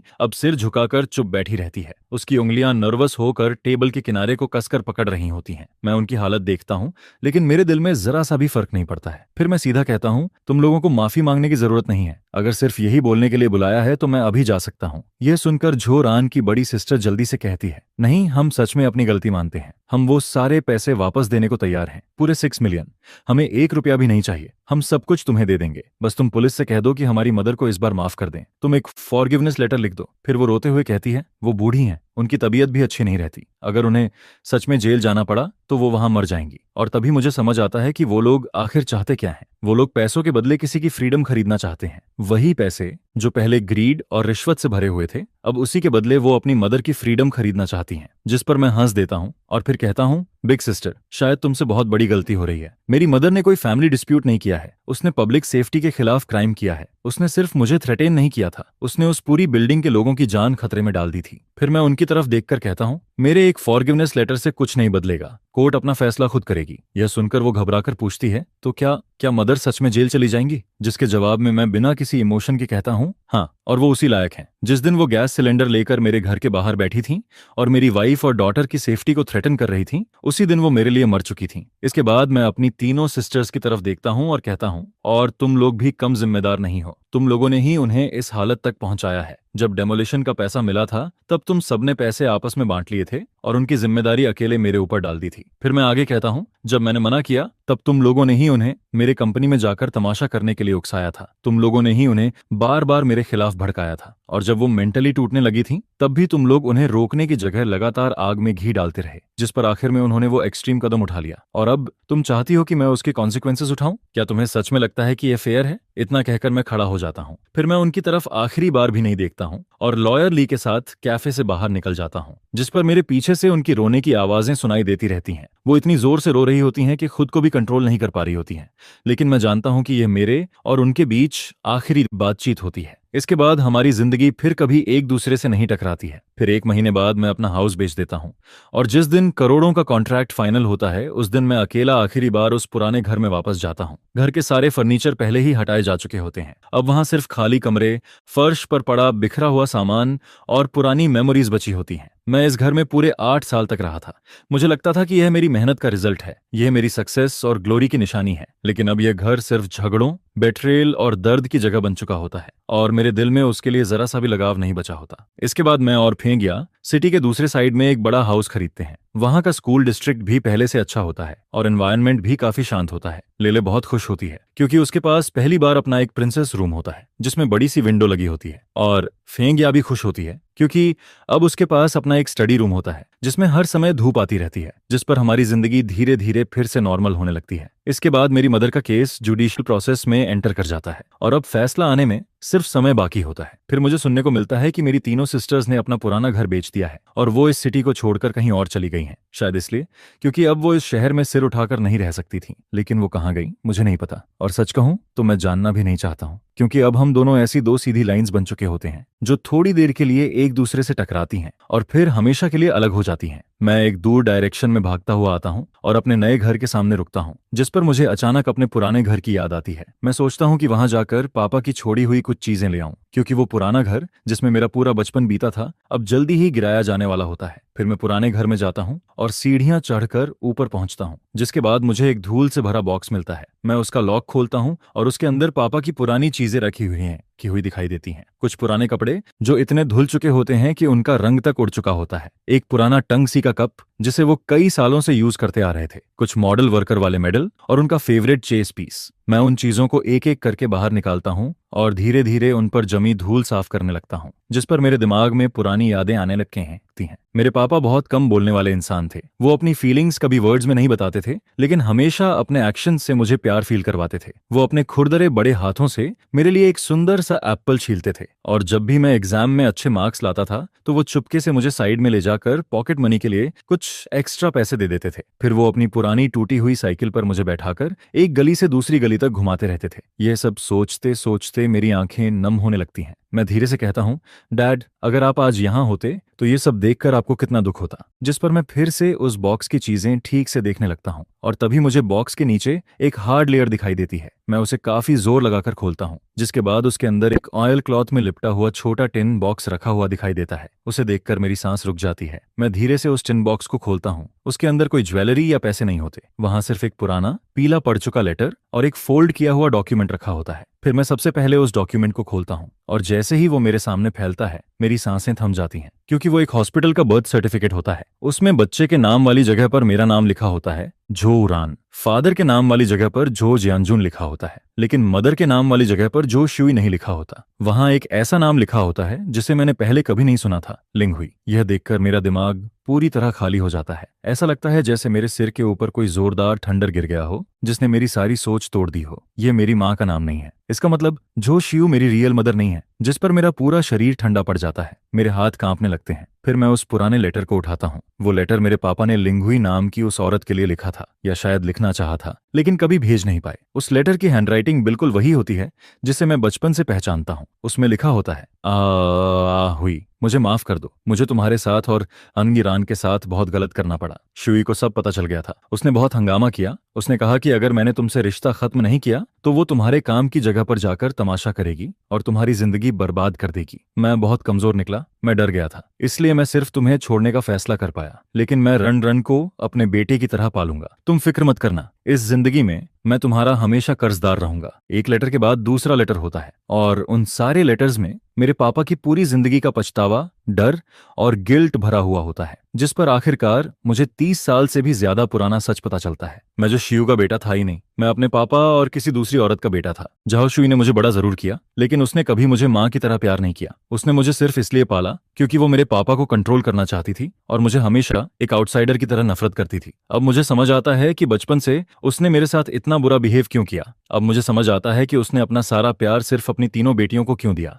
और अब मुझे यह भी समझ आता है कि जब प्रॉपर्टी का पैसा बांटा जा रहा था, तब उसने क्यों कहा था तुम 1 रुपया भी डिजर्व नहीं करते, क्योंकि उसके दिल में मैं कभी जो फैमिली का हिस्सा था ही नहीं। मैं उसके लिए हमेशा एक अनवांटेड बच्चा था, एक ऐसा निशान जिससे वो पूरी जिंदगी नफरत करती रही। जिस पर मैं बर्थ सर्टिफिकेट और उन लेटर्स को हाथ में लेकर उस ठंडी सीढ़ी पर बैठ जाता हूँ और मेरी आंखों से आंसू चुपचाप बहने लगते हैं। अब मुझे समझ आता है कि जिस रिश्ते को मैं इतने सालों से बचाने की कोशिश कर रहा था, वो शुरू से ही झूठ था। जिस एहसान को चुकाने में मैंने अपनी आधी जिंदगी लगा दी, उसके पीछे इतना दर्दनाक सच छिपा हुआ था। मैं खुद पर हंसने लगता हूँ, क्योंकि मैं झुरान हमेशा से एक आउटसाइडर था। मुझे नहीं पता मैं उस सीढ़ी पर कितनी देर तक बैठा रहता हूँ। ऐसा लगता है जैसे टाइम का कोई मतलब ही नहीं बचा हो। फिर मैं अपने चेहरे से आंसू और धूल साफ करता हूँ और उस पुराने घर को आखिरी बार देखता हूँ। वही घर जिसमें मेरे बचपन के सारे डर और बुरे सपने छिपे हुए थे, जिस पर मैं बिना पीछे देखे नीचे उतर जाता हूँ, क्योंकि अब यह घर टूट जाना चाहिए और इसके साथ मेरे अतीत की सारी दर्दनाक बातें भी हमेशा के लिए मिट जानी चाहिए। फिर मैं घर से बाहर निकलता हूँ। बाहर की धूप मेरी आंखों में चुभती है।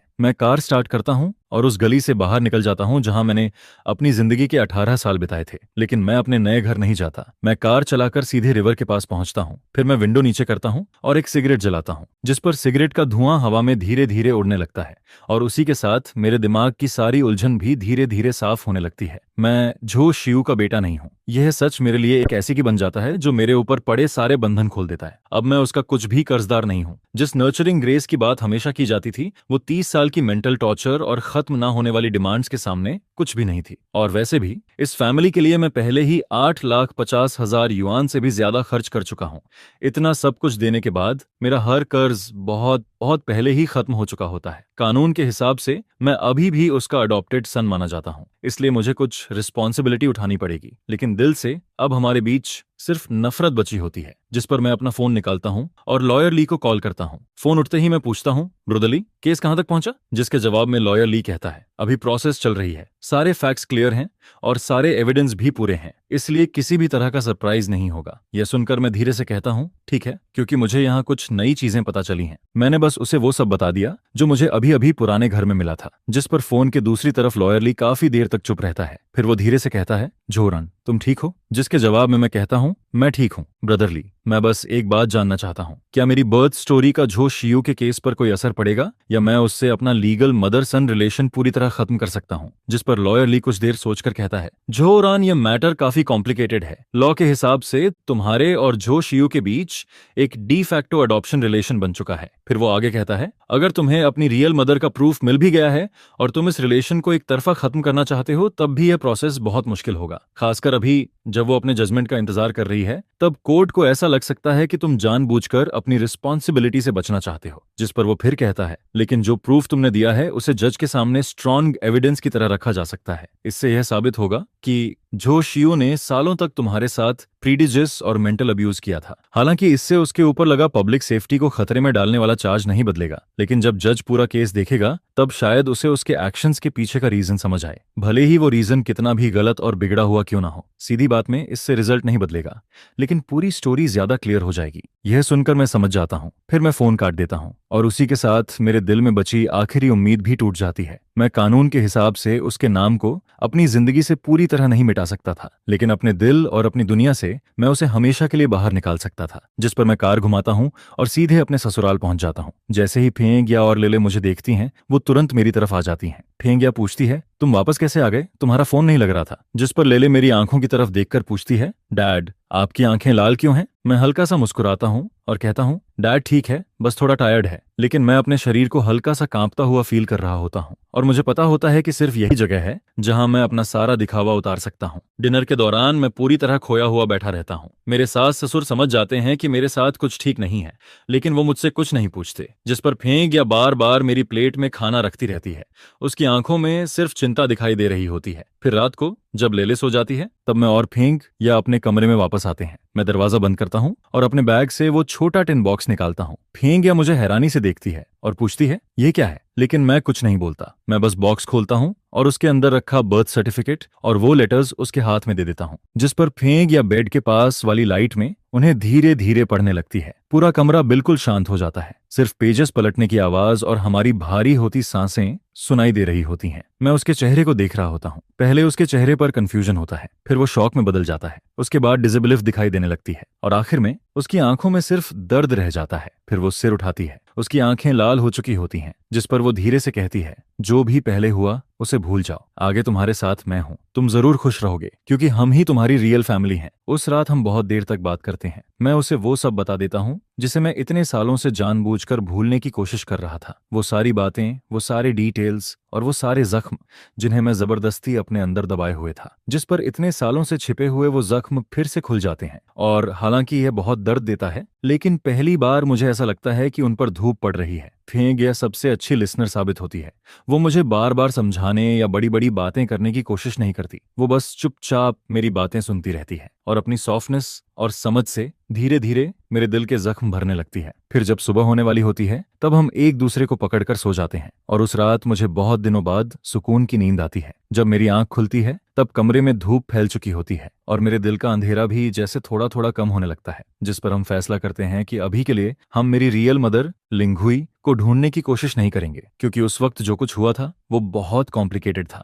अगर हम अभी उसे ढूंढेंगे तो पता नहीं कितनी नई बातें और कितनी नई प्रॉब्लम्स सामने आ जाएंगी। और अभी हमें सबसे ज्यादा एक शांत जिंदगी की जरूरत होती है। 1 महीने बाद जो ज्यूई के केस की हियरिंग शुरू हो जाती है, लेकिन मैं कोर्ट नहीं जाता, फेंग या भी नहीं जाती, क्योंकि हम दोनों उस औरत का चेहरा दोबारा नहीं देखना चाहते थे। फिर जिस दिन फैसला आता है उसी दिन लॉयरली मुझे फोन करता है। वो कहता है डेंजरस मेथड से पब्लिक सेफ्टी को खतरे में डालने के क्राइम में उसे गिल्टी माना गया है, क्योंकि उसके एक्शन से बहुत बड़ा नुकसान हो सकता था और उसका असर सोसाइटी पर भी बहुत बुरा पड़ा। साथ ही उसने अपने क्राइम को लेकर कोई पछतावा भी नहीं दिखाया, इसलिए कोर्ट ने उसे 12 साल की जेल की सजा दी है। यह सुनकर मैं कुछ देर तक चुप रह जाता हूँ, क्योंकि यह सजा हमारी उम्मीद से 2 साल ज्यादा होती है। शायद मैंने जो प्रूफ दिए थे उनसे जज को उसकी असली और बिगड़ी हुई ह्यूमैनिटी साफ दिखाई दे गई थी। फिर मैं फोन हाथ में लेकर काफी देर तक कुछ नहीं बोलता। उसके बाद मैं धीरे से फोन काट देता हूँ, जिस पर मैं बालकनी में चला जाता हूँ। नीचे नई सोसाइटी का गार्डन दिखाई दे रहा होता है, वहां बच्चे खेल रहे होते हैं और दूर सिटी की सड़कें, गाड़ियां और लाइट्स, सब कुछ लाइफ से भरा हुआ लगता है। मैं एक लंबी सांस लेता हूँ, क्योंकि टाइम सबसे अच्छी मेडिसिन होता है। 1 साल काफी होता है कई जख्मों को भरने के लिए,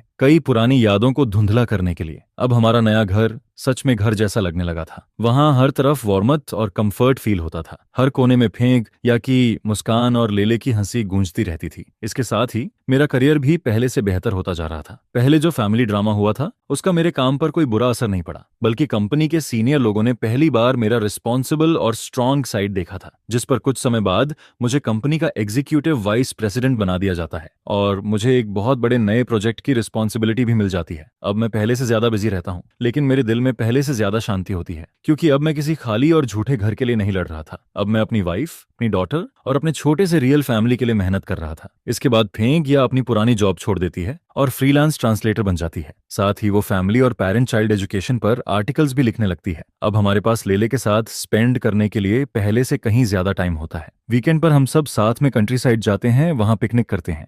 कभी अमेंसमेंट पार्क जाते हैं तो कभी म्यूजियम घूमने चले जाते हैं, जिस पर लेले का नेचर भी पहले से बहुत ज्यादा चेयरफुल हो जाता है। उसके चेहरे पर हर समय एक मासूम सी स्माइल रहती है। मैं जब फेंग या और लेले के चेहरे पर वो स्माइल देखता हूँ तब मुझे लगता है कि मुझे जिंदगी में बस यही चाहिए था। और जो भी बुरी बातें थीं, जो भी दर्द और तकलीफ थी, ऐसा लगता है जैसे वो सब अब हमसे बहुत दूर छूट चुकी होती हैं। जो जुई अभी भी जेल में अपनी सजा काट रही होती है और मेरी तीनों सिस्टर्स के बारे में मुझे बस इतना सुनने को मिलता है कि उन्होंने ओल्ड हाउस बेचने के बाद और जो भी एसेट्स बची थीं उन्हें बांटने के बाद पूरी तरह गायब हो गईं, जिस पर उन्होंने दोबारा कभी मुझसे कॉन्टैक्ट आउट नहीं किया। और सच कहूं तो मुझे भी यही ठीक लगता है। फिर वो आयरन बॉक्स जिसमें मेरी जिंदगी का सबसे बड़ा सीक्रेट छिपा हुआ था, मैं उसे स्टडी रूम के सेफ में बंद कर देता हूँ। मैं उसे बहुत कम बाहर निकालता हूँ, क्योंकि मैं चाहता हूँ कि वो सीक्रेट हमेशा के लिए वहीं दबा रहे। मैं अब किसी और ट्रुथ को जानना नहीं चाहता। मेरे लिए माँ अब फेंग या की माँ होती हैं, लेले की ग्रैंडमदर, वो इंसान जो हमेशा हमारे लिए खाना बनाती हैं, जो हमारे बीमार होने पर हमारी केयर करती हैं। बस मेरे लिए वही काफी होता है, जिस पर जिंदगी धीरे धीरे बिल्कुल शांत हो जाती है, एक ऐसी झील की तरह जिसमें कोई लहर नहीं होती। और मुझे लगने लगता है कि अब जिंदगी हमेशा ऐसे ही चलेगी, शांति से, खुशी से। लेकिन फिर एक दिन मुझे एक लेटर मिलता है। वो लेटर एक ऐसे शहर से आया होता है जिसका नाम मैंने पहले कभी नहीं सुना था। एनवेलप पुराने क्राफ्ट पेपर का बना होता है, उस पर सेंडर का कोई नाम नहीं लिखा होता, सिर्फ एक अनजान एड्रेस होता है, और लेटर भेजे हुए 1 हफ्ता हो चुका होता है। जिस पर मैं थोड़ी क्यूरियोसिटी में उसे खोलता हूँ। उसके अंदर एक प्रिंटेड लेटर रखा होता है। उस लेटर में बहुत कम वर्ड्स लिखे होते हैं, लेकिन उसका हर वर्ड मेरे दिल पर किसी भारी हथौड़े की तरह लगता है। उसमें लिखा होता है, मिस्टर जोरान, नमस्ते। मुझे माफ कीजिए, मैं एक 11 हॉस्पिस सेंटर में सोशल वर्कर हूँ। हमारे सेंटर में लिन हुई नाम की एक पेशेंट है। उन्हें लास्ट स्टेज का कैंसर है और डॉक्टर्स ने कहा है कि उनके पास अब ज्यादा टाइम नहीं बचा है। जब हम उनकी चीजें देख रहे थे तब हमें एक पुराना क्लॉथ मिला जिसमें आपका एड्रेस और इन्फॉर्मेशन लिखी हुई थी। कई बार वेरीफाई करने के बाद हमने आपकी आइडेंटिटी कंफर्म की। लिन हुई, फीमेल टीचर लिन हुई। उन्होंने पूरी जिंदगी शादी नहीं की, उनका कोई और बच्चा भी नहीं है, लेकिन जब भी वो बेहोशी और होश के बीच होती हैं तब वो बार बार एक नाम लेती हैं, और वो नाम आपका है जोरान। उन्होंने कहा है कि वो आपसे मिलना चाहती हैं। ये पढ़ते ही मेरे हाथ कांपने लगते हैं। वो हल्का सा पेपर अचानक मेरे हाथों में बहुत भारी लगने लगता है। लिन हुई, यह नाम मैंने सिर्फ अपने बर्थ सर्टिफिकेट में देखा था और अपने पापा के लेटर्स में। मेरी रियल मदर, वो अब मरने वाली है और वो मुझसे मिलना चाहती है। ये खबर एक शांत झील में फेंके गए पत्थर की तरह होती है और मेरी अभी अभी बनी हुई शांत जिंदगी में एक बड़ा क्रैक डाल देती है। मैं समझ नहीं पाता कि मुझे क्या करना चाहिए। ना जाऊं। मेरे दिमाग का एक हिस्सा यही कहता है, वो मेरे लिए बस एक स्ट्रेंजर है जिससे सिर्फ खून का रिश्ता है। वो 30 साल से ज्यादा वक्त तक मेरी जिंदगी से गायब रही। उसका मुझ पर कोई हक नहीं है और ना ही मेरा उस पर कोई फर्ज है। मैंने अपनी जिंदगी को इतनी मुश्किल से नॉर्मल बनाया है। मुझे दोबारा उस पुराने पास्ट को छूना नहीं चाहिए। लेकिन दूसरी तरफ मेरे दिल के अंदर एक और आवाज होती है जो मुझे खींच रही होती है। वो मेरी रियल मदर है। उसने मुझे मेरे पापा को क्यों दे दिया था? उसने इतने साल कैसे बिताए? उसने शादी क्यों नहीं की? उसके और कोई बच्चे क्यों नहीं हुए? ऐसे हजार सवाल मेरे अंदर उठने लगते हैं, जैसे कोई तेज लहर बार बार मेरे दिल से टकरा रही हो। और मुझे पता होता है कि अगर मैं नहीं गया तो शायद मुझे इन सवालों के जवाब कभी नहीं मिलेंगे और शायद मैं पूरी जिंदगी इसी रिग्रेट के साथ जीता रहूंगा। जिस पर फेंग या स्टडी रूम में आती है, वो मेरे चेहरे को देखती है और बिना कुछ पूछे मैं वो लेटर उसके हाथ में दे देता हूँ। वो उसे धीरे धीरे पढ़ती है और उसे पढ़ने के बाद उसके चेहरे पर भी वही कंफ्यूजन और परेशानी दिखाई देने लगती है जो मेरे अंदर चल रही होती है। फिर वो मेरे पास आती है और मेरा ठंडा हाथ पकड़ लेती है। हम दोनों एक दूसरे की तरफ देखते हैं। हमारी आंखों में सिर्फ कंफ्यूजन होता है। फिर वो धीरे से पूछती है, क्या तुम जाना चाहते हो? जिस पर मैं पहले सिर हिलाकर ना कह देता हूँ, लेकिन अगले ही पल मैं फिर धीरे से सिर हिलाकर हाँ भी कह देता हूँ, क्योंकि मेरा दिल पूरी तरह उलझ चुका होता है। एक ऐसे इंसान से मिलने जाना जो मेरे लिए स्ट्रेंजर भी है और मेरी मदर भी। एक ऐसे सीक्रेट को खोलना जो 30 साल से ज्यादा वक्त से बंद पड़ा है। क्या मैं सच में इसके लिए तैयार हूँ? उस रात मुझे बिल्कुल नींद नहीं आती। फेंगिया मेरे बगल में सो रही होती है। उसकी सांसें बिल्कुल शांत होती हैं, लेकिन मैं आंखें खोले छत को देखता रहता हूँ और अंधेरे में मेरे दिमाग में सिर्फ सोच चलती रहती है। 2 नाम बार बार मेरे दिमाग में आते रहते हैं। एक जो शिव, वो औरत जिसे मैंने 30 साल तक माँ कहा, जिसने मुझे सिर्फ दर्द और तकलीफ दी और जो अब जेल में अपनी जिंदगी काट रही होती है। और दूसरी लिन हुई, वो औरत जिसने मुझे जन्म दिया लेकिन जो मेरी पूरी जिंदगी में कभी नहीं रही। और अब जब उसकी जिंदगी खत्म होने वाली है तब वो अचानक मेरे सामने वापस आ रही है, जिस पर मेरे दिल में 2 बिल्कुल अलग फीलिंग्स उठने लगती हैं। एक तरफ नफरत, गुस्सा और दर्द, और दूसरी तरफ रिग्रेट, क्यूरियोसिटी और बेचैनी। जाना है या नहीं जाना, यह सवाल मेरे दिल में किसी भारी तराजू की तरह लटकता रहता है। उस तराजू के एक तरफ मेरी नई जिंदगी होती है, मेरी वाइफ, मेरी डॉटर, मेरा करियर, वो सब कुछ जिसके लिए मैंने इतना कुछ सहा था। ये सब मेरी जिंदगी की सबसे कीमती चीज होती है। और दूसरी तरफ लिन हुई से मिलना मतलब उस पुराने जख्म को फिर से खोल देना, उस पास्ट में वापस जाना जिसे मैं हमेशा के लिए दफन कर देना चाहता था, क्योंकि हो सकता है कि वहां मुझे कुछ ऐसे आंसर्स मिलें जो मेरे अंदर एक नया दर्द पैदा कर दें, एक नई स्टॉर्म शुरू कर दें। मुझे डर लगता है कि मेरे दिल का वो जख्म जो अभी अभी भरना शुरू हुआ है फिर से टूट जाएगा। और मुझे डर लगता है कि मैंने इतनी मुश्किल से जो खुद को संभाला है वो सब एक पल में बिखर जाएगा। मुझे डर लग रहा है कि इस बार इसका असर फेंग या और लेले पर पड़ेगा, हमारे इस फ्रेजाइल नए होम पर पड़ेगा। और बैलेंस के दूसरे साइड पर वो वुमन होती है जिसका नाम लिंग हुई है, वो लाइफ जो अब धीरे धीरे खत्म होने वाली है। और वो सवाल जो पिछले 30 सालों से भी ज्यादा टाइम से मेरे दिल में अटका हुआ है, मेरी अपनी लाइफ को लेकर वो बहुत बड़ा कंफ्यूजन कि उसने मुझे मेरे फादर को क्यों दे दिया, उसने अपनी पूरी लाइफ बिना हस्बैंड, बिना चिल्ड्रन के क्यों गुजार दी, उसके और मेरे फादर के बीच आखिर ऐसा क्या हुआ था। ये सारे सवाल किसी तेज कांटे की तरह मेरे दिल में चुभे हुए थे, जिस पर अगर मैं नहीं जाता तो ये कांटा हमेशा के लिए मेरे दिल में रह जाता। फिर वो मुझे हर वक्त यही याद दिलाता रहता कि मैं एक ऐसा इंसान हूं जिसकी कोई जड़ नहीं है, जिसे ये तक नहीं पता कि वो कहाँ से आया है। और फिर हर आने वाली शांत रात में वो सवाल अचानक मेरे सामने आकर मुझे परेशान करता रहता। मैं पूरी लाइफ बस यही सोचता रहता, बस यही इमेजिन करता रहता। जिस पर फेंक या की बात सही लगती है कि जाना या ना जाना दोनों ही सही चॉइस हैं। एक तरफ प्रेजेंट को बचाना है और दूसरी तरफ पास्ट को खत्म करना है, लेकिन मुझे कौन सा रास्ता चुनना चाहिए यही समझ नहीं आता है। इसके बाद मैं चुपचाप उठता हूँ और लिविंग रूम में चला जाता हूँ। वहां जाकर मैं अपने लिए एक ग्लास ठंडा पानी डालता हूँ। वो ठंडा पानी मेरे गले से नीचे उतरता है, जिस पर मेरा दिमाग थोड़ा शांत होने लगता है। फिर मैं धीरे धीरे लेले के रूम के बाहर पहुंचता हूँ और डोर को हल्का सा पुश करता हूँ। कॉरिडोर की हल्की रोशनी के बीच मैं अपनी बेटी का सोता हुआ चेहरा देखता हूँ। उसके छोटे से फेस पर अब भी एक प्यारी सी स्माइल होती है, जिसे देखकर मुझे समझ नहीं आता कि वो कौन सा स्वीट सपना देख रही है। मैं बस उसे देखता रहता हूँ, जिस पर अचानक मेरे दिल में हिम्मत आने लगती है, एक ऐसा इमोशन जिसे मैं शब्दों में एक्सप्लेन भी नहीं कर सकता। फिर मैं सोचता हूँ कि फ्यूचर में जब वो बड़ी होगी तब वो मुझसे पूछेगी, डैड आपकी मदर कैसी थी, मेरी ग्रैंड मदर कैसी थी? जिस पर उस वक्त मैं उसे क्या जवाब दूंगा? क्या मैं उससे कहूंगा कि जो जूई नाम की उस वुमन ने अपनी नफरत और ग्रीड की वजह से आखिर में खुद को प्रिजन पहुंचा दिया था? या फिर मैं उसे बताऊंगा कि मेरी एक ग्रैंड मदर और भी थी जिससे मैं कभी मिला ही नहीं, और अगर मैं खुद अपने पास का सामना नहीं कर सकता तो फिर मुझे क्या हक है कि मैं अपनी बेटी को उसकी लाइफ का सामना करना सिखाऊं? यह सोचते ही मेरे दिल का बैलेंस धीरे धीरे बदलने लगता है, क्योंकि भाग जाना किसी भी प्रॉब्लम को सॉल्व नहीं करता, वो सिर्फ दिल के अंदर की खाली जगह को और बड़ा करता जाता है। शायद मुझे प्रोटेक्शन की नहीं, रिकंसिलिएशन की जरूरत है। मुझे अपनी लाइफ के पहले हिस्से को एक प्रॉपर एंडिंग देनी है, क्योंकि तभी मैं बिना किसी बोझ के सच में फ्यूचर की तरफ बढ़ पाऊंगा। जिस पर मैं वापस रूम में लौट कर आता हूँ, तब तक फेंग या पता नहीं कब जाग चुकी होती है। वो बेड के सहारे बैठी होती है और मुझे चुपचाप देख रही होती है। फिर वो मुझसे पूछती है, क्या तुमने सोच लिया है? जिसके जवाब में मैं धीरे से कहता हूँ, मैं उससे मिलना चाहता हूँ, उसके लिए नहीं, अपने लिए। मैं सच जानना चाहता हूँ, मैं खुद को एक जवाब देना चाहता हूँ, रिजल्ट ये चाहे अच्छा हो या बुरा। मैं उसे अपनी आंखों से देखना चाहता हूँ और अपने कानों से सुनना चाहता हूँ। यह सुनकर फेंग या हल्का सा मुस्कुराती है, जिस पर वो कहती है, मैं तुम्हारे साथ हूँ, यहाँ होम पर मैं हूँ, तुम बिना किसी डर के जा सकते हो। चाहे कुछ भी हो जाए, तुम्हें इसमें हमेशा याद रखना है कि यह हमेशा तुम्हारा घर रहेगा। लेले और मैं हमेशा तुम्हारा इंतजार करेंगे। यह सुनते ही मेरा दिल गर्माहट से भर जाता है। फिर मैं उसे अपनी बाहों में भर लेता हूँ और हम दोनों काफी देर तक ऐसे ही एक दूसरे के साथ बैठे रहते हैं। इसके बाद अगली सुबह जल्दी मैं उस अजनबी सिटी के लिए एक high speed rail ticket book करता हूँ। निकलने से पहले मैं लेले को गले लगाता हूँ और उससे कहता हूँ, डैड कुछ दिनों के लिए बिजनेस ट्रिप पर जा रहा है, तुम्हें घर पर मॉम की बात माननी है। जिस पर लेले तुरंत कहती है, डैड आप टेंशन मत लो। फिर मैं अपना छोटा सा सूटकेस उठाता हूँ और एलिवेटर की तरफ बढ़ जाता हूँ। जैसे ही मैं अंदर जाता हूँ, एलिवेटर का डोर धीरे धीरे बंद होने लगता है और उसके साथ फेंक या कि वो चिंता से भरी नजर भी मुझसे दूर हो जाती है। लेकिन मैं जानता हूँ कि अब मैं अपनी लाइफ की शुरुआत तक जाने वाले सफर पर निकल चुका हूँ। ये सफर अपनी रूट्स को ढूंढने का है। आगे का रास्ता आसान होगा या बहुत मुश्किल मुझे नहीं पता, लेकिन इतना जरूर पता है कि मुझे जाना ही होगा। यही मेरी फेट है। हाई स्पीड ट्रेन तेजी से ट्रैक्स पर भाग रही होती है। विंडो के बाहर के व्यूज तेजी से पीछे छूट रहे होते हैं। सिटी, खेत, पहाड़, नदियां, सब कुछ धुंधला होने लगता है, बिल्कुल मेरी उस पुरानी लाइफ की तरह जो अब तक धुंध में छुपी हुई थी। मैं सीट पर सिर पीछे टिकाकर आंखें बंद कर लेता हूँ, लेकिन मेरा दिमाग अब भी लगातार चलता रहता है। फिर मैं अपने बैकपैक में से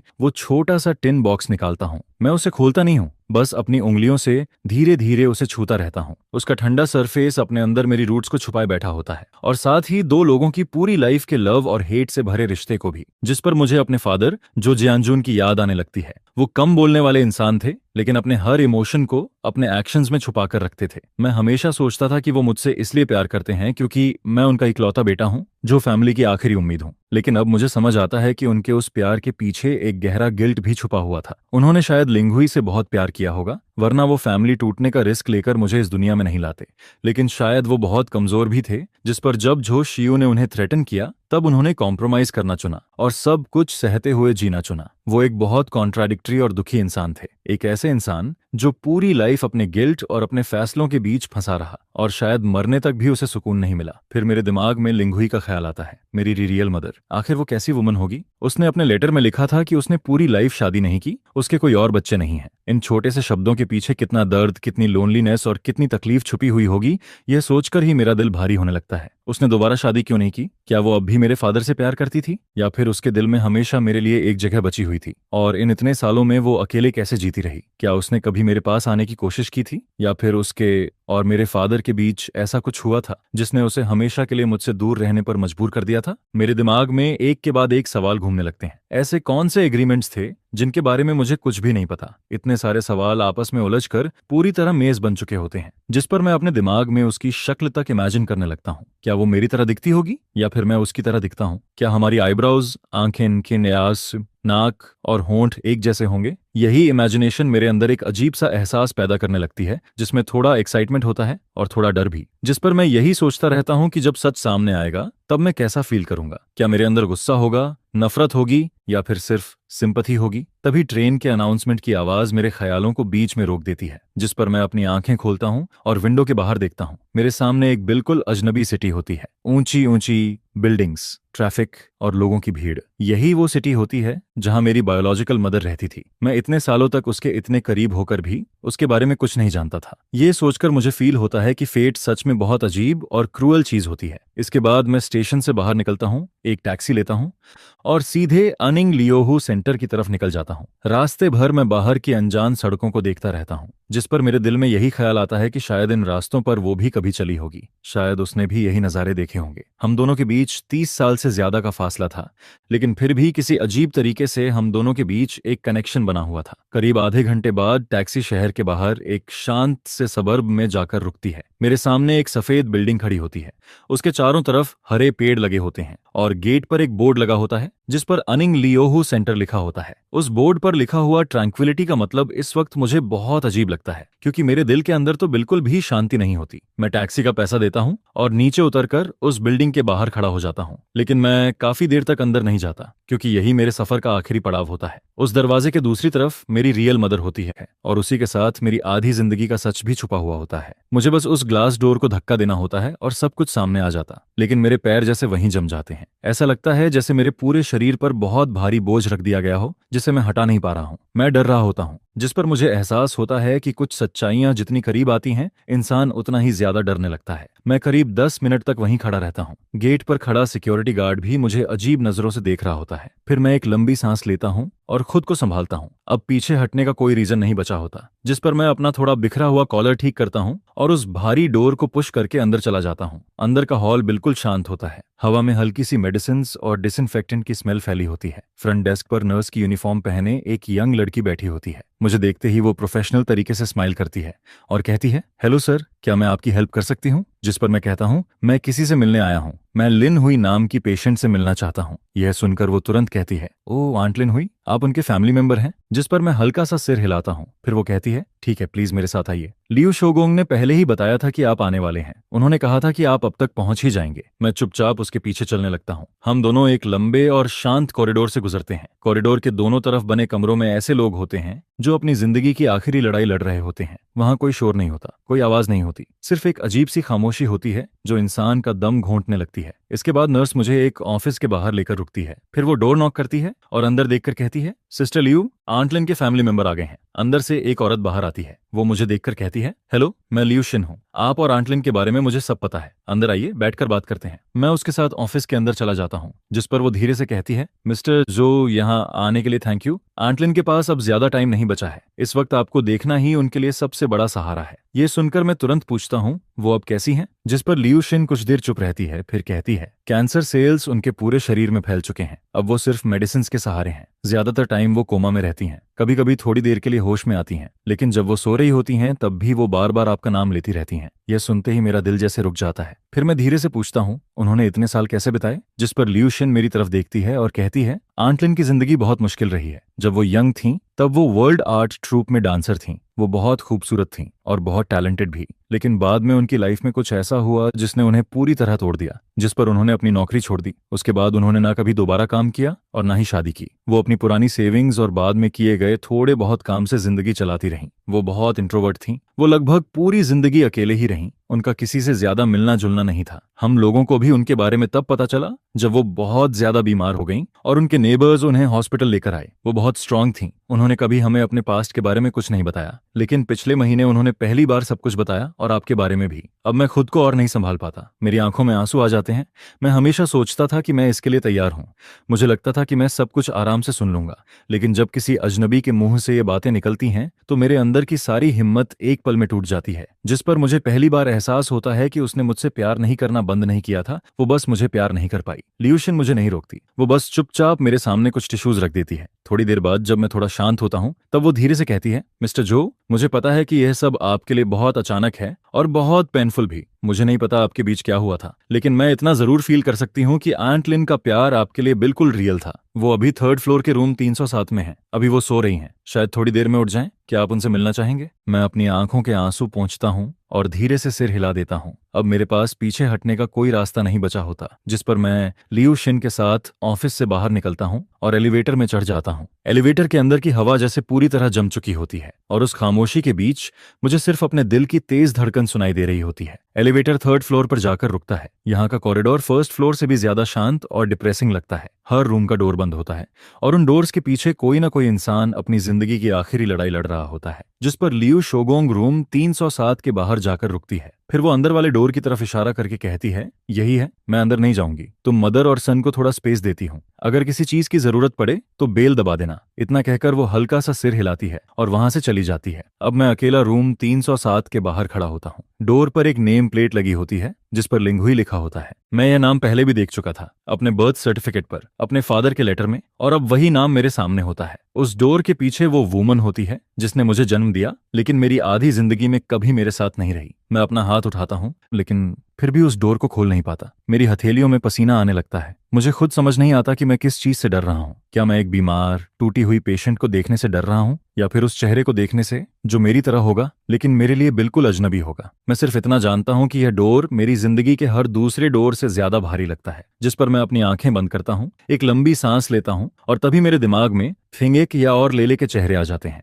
उनकी मुस्कान मुझे थोड़ी हिम्मत देती है। फिर मैं आंखें खोलता हूँ। अब मेरी नजर पहले से ज्यादा स्ट्रांग होती है। मैं धीरे से हाथ बढ़ाता हूँ और रूम का डोर खोल देता हूँ। रूम के अंदर काफी अंधेरा होता है, कर्टन्स बंद होते हैं, हवा में मेडिसिन की तेज स्मेल फैली होती है। रूम के बीच में एक हॉस्पिटल बेड होता है। उस बेड पर एक बहुत पतली और कमजोर वूमन लेटी होती है। उसके शरीर में कई ट्यूब्स लगी होती हैं जो बगल में रखी मशीन से जुड़ी होती हैं। मशीन से लगातार बीप की आवाज आ रही होती है। उसके बाल लगभग झड़ चुके होते हैं, चेहरा झुर्रियों से भरा होता है, स्किन पीली और बेजान लग रही होती है। उसके चेहरे पर बिल्कुल भी खून नहीं होता। यह मेरी माँ होती है। यही वो वूमन होती है जो कभी एक टैलेंटेड डांसर थी, लेकिन अब उसे देखकर मुझे अपनी आंखों पर यकीन नहीं होता। टाइम और बीमारी ने उसे पूरी तरह तोड़ दिया था। मैं धीरे धीरे उसके बेड के पास जाता हूँ और उसके चेहरे को ध्यान से देखता हूँ। वो चेहरा मेरे लिए पूरी तरह अजनबी होता है, लेकिन पता नहीं क्यों उस अजनबी चेहरे में मुझे कुछ अपना सा फील होता है। उसकी ऊंची नाक, उसके होंठों का शेप, सब कुछ देखकर मुझे लगता है जैसे मैं खुद को देख रहा हूँ। मैं समझ नहीं पाता कि यह कैसा एहसास है, लेकिन इतना जरूर फील होता है कि हमारे बीच कोई ऐसा कनेक्शन है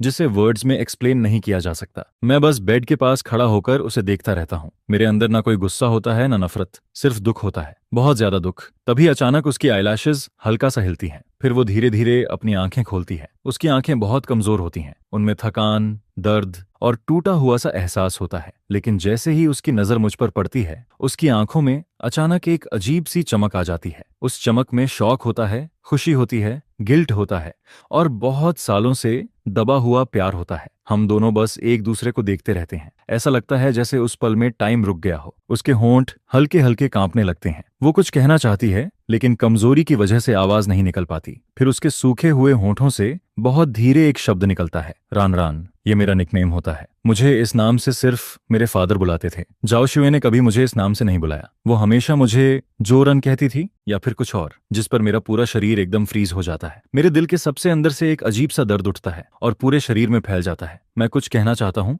लेकिन मेरे गले से आवाज ही नहीं निकलती। मैं समझ नहीं पाता कि उसे क्या कहूँ। मिसेस लिन, आंट, या फिर वो वर्ड जिसे मैंने कभी नहीं कहा, लेकिन जो मेरी जिंदगी में सबसे ज्यादा इंपॉर्टेंट था। मैं उसे मान नहीं कह पाता। जिस पर उसकी आंखों से आंसू और तेजी से निकलने लगते हैं। उसके आंसू उसकी झुर्रियों वाली आंखों से बहते हुए तकिए पर गिरने लगते हैं। वो बहुत मुश्किल से अपना हाथ उठाने की कोशिश करती है, जिस पर मैं बिना सोचे अपना हाथ आगे बढ़ा देता हूँ और उसका हाथ पकड़ लेता हूँ। उसका हाथ बहुत पतला, सूखा और बिल्कुल ठंडा होता है, लेकिन मेरी हथेली में वो हल्का हल्का कांप रहा होता है। वो मेरे हाथ को पकड़कर धीरे से कहती है, तुम बिल्कुल अपने फादर जैसे हो। यह सुनते ही मेरे दिल में फिर से दर्द उठता है। फिर आखिरकार मुझे अपनी आवाज मिलती है। मेरी आवाज कांप रही होती है और बहुत कमजोर लग रही होती है। मैं उससे पूछता हूँ, क्यों? आपने ऐसा क्यों किया? आपने मुझे जन्म क्यों दिया? अगर आपको मुझे अपने पास नहीं रखना था, आपने मुझे उस औरत के पास क्यों भेज दिया? आपने मुझे 30 साल तक ये फील क्यों करवाया कि मैं किसी की गलती हूँ? ये सारे सवाल इतने सालों से मेरे अंदर दबे हुए होते हैं और अब मैं उनके जवाब चाहता हूँ। मैं ऐसा जवाब चाहता हूँ जो मेरी आधी जिंदगी के दर्द को समझा सके। लिंगुई मेरी तरफ देखती है। उसकी कमजोर आंखों में दुख साफ दिखाई देता है। फिर वो अपनी बची हुई सारी ताकत इकट्ठा करती है और धीरे धीरे बोलना शुरू करती है। तुम्हारे फादर और मैं एक दूसरे से बहुत प्यार करते थे। हम आर्ट ट्रूप में मिले थे। वो ई रहू बजाते थे और मैं डांस करती थी। हम शादी करने वाले थे। यह सुनते ही मैं चुपचाप उसे देखता रहता हूँ, जिस पर वो आगे कहती है, लेकिन फिर जो शिव आ गई। वो भी तुम्हारे फादर को पसंद करती थी, लेकिन तुम्हारे फादर उसे पसंद नहीं करते थे। जिस पर उसने तुम्हारे फादर को अपने साथ बांधने के लिए हर तरीका अपनाया। फिर तुम्हारी बड़ी बहन पैदा हुई। तुम्हारे फादर बहुत सीधे इंसान थे। उन्हें लगा कि अब उनकी जिम्मेदारी है, इसीलिए उन्होंने जो शिव से शादी कर ली। मैं तुरंत पूछता हूँ, फिर मेरा क्या? जिस पर वो मेरी तरफ देखती है और उसकी आंखों से आंसू फिर बहने लगते हैं। शादी के बाद भी तुम्हारे फादर खुश नहीं थे। वो छुपकर मुझसे मिलने आते थे। हम दोनों खुद को रोक नहीं पाए और फिर तुम आए। यह कहते हुए उसके चेहरे पर बहुत हल्की सी मुस्कान आ जाती है। तुम्हारा आना मेरी जिंदगी का सबसे खुश दिन था। भले ही हमें सब कुछ छुपकर करना पड़ रहा था, लेकिन फिर भी मैं उस खुशी को फील कर सकती थी। तुम मेरे पेट में दिन ब दिन बड़े हो रहे थे, जिस पर मुझे लगने लगा था कि सब कुछ वर्थ इट है। लेकिन वो खुशी ज्यादा समय तक नहीं रही। जो ज्यूई को सब पता चल गया, वो पागलों की तरह मेरे पास आई। उसके हाथ में एक सिजर्स थी। उसने मुझसे कहा कि अगर मैंने तुम्हारे फादर को नहीं छोड़ा तो वो मेरा चेहरा काट देगी। और सिर्फ इतना ही नहीं, वो आर्ट ट्रूप में जाकर सबके सामने हंगामा करने वाली थी। उस टाइम में ऐसी बात अगर बाहर आ जाती तो हमारी पूरी जिंदगी बर्बाद हो जाती। लोग हमें जीने नहीं देते। मैं डर गई थी। तुम्हारे फादर भी डर गए थे। हम दोनों बहुत डर गए थे। लेकिन उस वक्त मैं तुम्हें जन्म देने वाली थी। मैं कहीं जा भी नहीं सकती थी। जिस पर आखिर में तुम्हारे फादर ने एक तरीका निकाला। उन्होंने कहा कि मैं बच्चे को जन्म दूं और फिर वो तुम्हें अपने घर ले जाकर पालेंगे। सबको यही बताया जाएगा कि तुम्हें जो शियो ने जन्म दिया है और मुझे हमेशा के लिए गायब हो जाना होगा। मुझे फिर कभी ना तुम्हारे फादर से मिलना होगा और ना ही तुमसे। यही उनका एग्रीमेंट था। एक ऐसा एग्रीमेंट जिसमें डर भी था और थोड़ा सा प्यार भी, लेकिन सबसे ज्यादा मजबूरी थी। जिस पर झो शियो इस बात के लिए मान गई, लेकिन उसने एक कंडीशन रखी। उसने कहा कि वो तुम्हें अपने पास रखेगी, तुम्हें बड़ा करेगी, लेकिन वो तुम्हें कभी खुश नहीं रहने देगी। वो चाहती थी कि तुम पूरी जिंदगी उसके शैडो में रहो। वो तुम्हें इस्तेमाल करके तुम्हारे फादर को तकलीफ देना चाहती थी और साथ ही मुझे भी। यह सुनते ही मुझे आखिर पूरा सच समझ आ जाता है। मुझे कभी छोड़ा नहीं गया था। मैं बस एक जाल में फंस गया था। मेरा होना सिर्फ एक बार्गेनिंग चिप बन गया था। मैं अपनी मदर के लिए एक ऐसा सौदा बन गया जिससे वो मेरे फादर को बचा सके, और मैं अपने डरपोक फादर के लिए एक ऐसा बहाना बन गया जिससे वो खुद को उस तूफान से दूर रख सके। और जो शियो के लिए मैं सिर्फ एक ऐसा जरिया था जिससे वो अपनी नफरत और अपने टेढ़े गुस्से को निकाल सके। मेरी आधी जिंदगी का सारा दर्द, सारी बेइज्जती और हर वो नाइंसाफी जो मैंने झेली, वो सब मेरे जन्म के साथ ही तय हो चुकी थी। जिस पर मैं उसका हाथ और ज्यादा कसकर पकड़ लेता हूँ। मेरी उंगलियां इतनी जोर से दब रही होती हैं कि वो सफेद पड़ जाती हैं। मुझे खुद नहीं समझ आता कि मेरे अंदर क्या चल रहा है। मैं जो शुई से नफरत करता हूँ, मैं अपने फादर की कमजोरी पर गुस्सा होता हूँ, लेकिन फिर मैं अपने सामने बैठी इस वुमन को देखता हूँ जो अपनी जिंदगी के आखिरी पल में है। वो वुमन जिसने मुझे बचाने के लिए अपनी पूरी जिंदगी की खुशी छोड़ दी। जिस पर मैं खुद से पूछता हूँ, क्या मैं अब भी उससे नफरत कर सकता हूँ? फिर वो धीरे धीरे कहती है, जिस दिन मैंने तुम्हें उसे दिया था उस दिन बहुत तेज बर्फ गिर रही थी। मैंने तुम्हें बस एक बार अपनी बाहों में पकड़ा था। तुम बहुत छोटे थे, बहुत सॉफ्ट थे। मैं तुम्हें छोड़ना नहीं चाहती थी। मेरी जिंदगी का सबसे बड़ा रिग्रेट यही है कि उस दिन मैं तुम्हें अपने साथ नहीं ले गई। चाहे हमें कितनी भी मुश्किलों में जीना पड़ता, चाहे हमें कहीं भी रहना पड़ता, लेकिन वो उससे बेहतर होता जितना तुम्हें उसके पास छोड़ना था। उसकी आवाज धीरे धीरे और कमजोर होने लगती है। बगल में लगी मशीन अचानक तेज आवाज करने लगती है। मैं समझ जाता हूँ कि अब वो जा रही है। जिस पर वो अपनी बची हुई आखिरी ताकत से मेरी तरफ देखती है। उसकी आंखों में एक रिक्वेस्ट होती है, एक ऐसी रिक्वेस्ट जिसे मैं बिना कुछ कहे समझ जाता हूँ। वो सिर्फ एक बार मुझसे कुछ सुनना चाहती है, एक ऐसा वर्ड जो मैंने उसे 30 सालों तक कभी नहीं कहा, और शायद वही एक चीज थी जिसे सुनने के लिए वो पूरी जिंदगी इंतजार करती रही। मैं उसकी तरफ देखता हूँ, उस वुमन की तरफ जिसने मुझे जिंदगी दी, लेकिन खुद पूरी जिंदगी दर्द में जीती रही। मेरे अंदर का सारा गुस्सा, शिकायत, दुख और वो प्यार जिसे मैं अभी अभी समझ पाया था, सब एक साथ बाहर आने लगता है। जिस पर मैं धीरे से झुकता हूँ, उसके कान के पास जाता हूँ और अपनी पूरी ताकत से वो 2 शब्द कह देता हूँ, माँ। मेरी आवाज बहुत धीमी होती है, लेकिन ऐसा लगता है जैसे मैंने अपने दिल का सबसे बड़ा बोझ उतार दिया हो। हॉस्पिटल बेड पर लेटी वो वुमन जैसे ही यह वर्ड सुनती है, उसका पूरा शरीर हल्का सा कांप जाता है। उसकी बुझती हुई आंखों में अचानक फिर से एक चमक आ जाती है। फिर वो चमक धीरे धीरे एक सुकून में बदल जाती है। उसके होंठों पर बहुत मुश्किल से एक छोटी सी स्माइल आती है। एक ऐसी स्माइल जिसका इंतजार उसने 30 सालों तक किया था। उसकी आंखों से एक आंसू निकलता है, लेकिन इस बार वो आंसू पहले की तरह भारी नहीं होता। वो बिल्कुल साफ होता है, जैसे उसने अपनी पूरी जिंदगी का दर्द उसी एक आंसू के साथ बाहर निकाल दिया हो। फिर वो बहुत धीरे से जवाब देती है। उसकी आवाज इतनी कमजोर होती है कि मुश्किल से सुनाई देती है, लेकिन फिर भी वो शब्द हमेशा के लिए मेरे अंदर रह जाते हैं, मेरा बेटा। इसके बाद रूम में अलार्म की आवाज और तेज हो जाती है। नर्स और डॉक्टर भागते हुए अंदर आते हैं।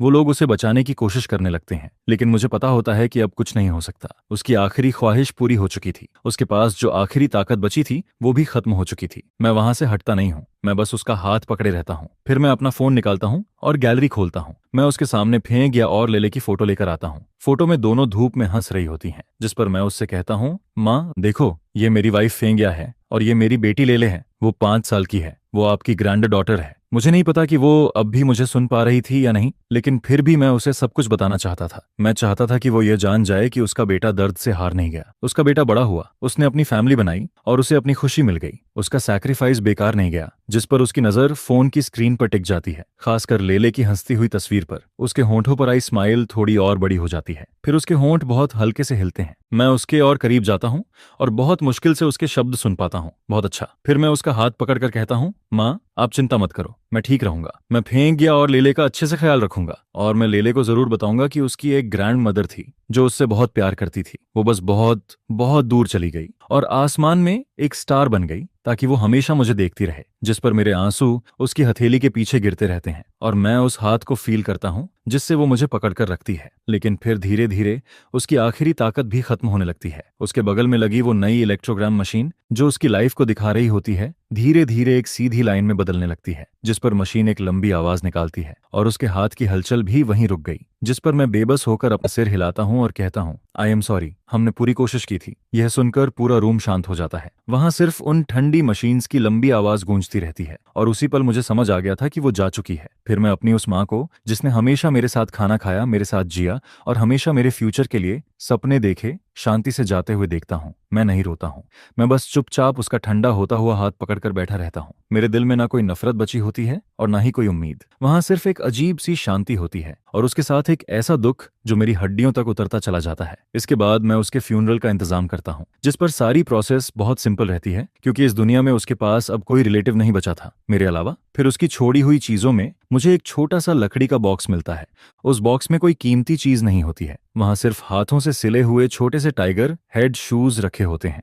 वो शूज पुराने जरूर थे, लेकिन अभी भी बहुत संभाल कर रखे गए थे। उनके सोल पर लाल धागे से 2 छोटे वर्ड्स खड़े हुए होते हैं, जिस पर बॉक्स के सबसे नीचे मुझे एक पुरानी पीली पड़ चुकी ब्लैक एंड व्हाइट फोटो मिलती है। उस फोटो में एक जवान लड़की डांस कॉस्ट्यूम पहने खड़ी होती है और उसकी आंखें और चेहरा बिल्कुल मेरी तरह लगते हैं। उस फोटो के पीछे छोटे छोटे वर्ड्स लिखे होते हैं, may there be no children, peace and joy in a lifetime. और जिस दिन उस पर साइन किया गया था वही दिन था जिस दिन मैं पैदा हुआ था। यह देखकर मैं उन टाइगर शूज को कसकर पकड़ लेता हूं और फोटो को देखता रहता हूं, जिस पर मेरी आंखों से आंसू एक बार फिर गिरने लगते हैं। तब मुझे समझ आता है कि पिछले 30 सालों से भी ज्यादा समय तक मेरी जानकारी के बिना वो मुझे इसी तरह प्यार करती रही थी और उसने मुझे कभी अपनी जिंदगी से दूर नहीं किया था। इसके बाद मैं उसके लिए एक शांत पहाड़ी पर, जहां से सूरज निकलता हुआ साफ दिखाई देता है, एक जगह चुनता हूं और उसके फ्यूनरल वाले दिन वहां सिर्फ मैं अकेला खड़ा होता हूं। फिर मैं उस छोटे टिन बॉक्स को, जिसमें उसकी जिंदगी का सीक्रेट, मेरे पिता का लेटर और वो टाइगर शूज रखे होते हैं, उसकी राख के साथ रख देता हूं और धीरे से कहता हूं,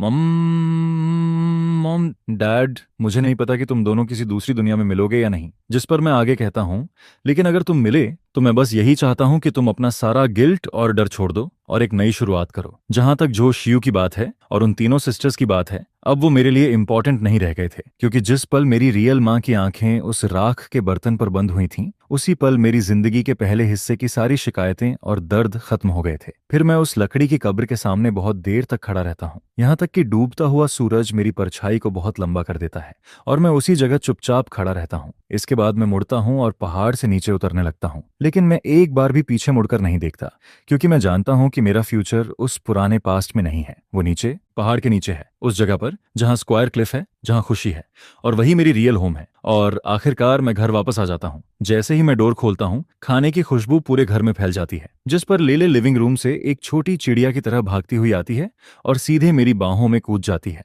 आह फेन, तुम वापस आ गए, लेले को तुम्हारी बहुत याद आती है। जिस पर मैं उसे कसकर गले लगाता हूँ और कहता हूँ, डैड को भी तुम्हारी बहुत याद आती है। फिर मैं उसके छोटे से नरम शरीर को अपनी बाहों में पकड़ता हूँ, उसके बालों से आती हल्की मिल्क जैसी खुशबू को फील करता हूँ, और मेरा वो दिल जो इतने दिनों से टूटा हुआ था आखिरकार इस पल चैन से भर जाता है। इसके बाद फांगिया किचन से बाहर आती है, लेकिन वो मुझसे कुछ नहीं पूछती। वो बस मुझे देखती है और हल्का सा मुस्कुराती है, जिस पर वो कहती है, बस तुम वापस आ गए, यही काफी है, जाओ हाथ धो लो, खाना तैयार है। फिर मैं उस डिनर को बहुत सुकून के साथ खाता हूँ, जैसे मैं इन दिनों की सारी कमी, सारी खुशी और सारी यादों को उसी खाने के साथ पूरा कर रहा हूँ। और फिर रात में जब लेले सो जाती है, तब मैं और फांगनिया बालकनी में बैठते हैं। बाहर हजारों घरों की लाइट्स चमक रही होती हैं, जिस पर मैं उसे इस बार वापस जाकर जो कुछ भी हुआ वो सब बताने लगता हूँ। मैं उसे सब कुछ बताता हूँ, शुरुआत से लेकर टाइगर शूज मिलने तक और आखिरी गुड बाय तक। मैं बहुत शांति से बोलता हूँ, मेरी आवाज में ज्यादा इमोशन नहीं होता, जैसे मैं अपनी नहीं किसी और की स्टोरी सुना रहा हूँ। फांगनिया चुपचाप मेरी बातें सुनती रहती है, और जब मैं सब कुछ बता देता हूँ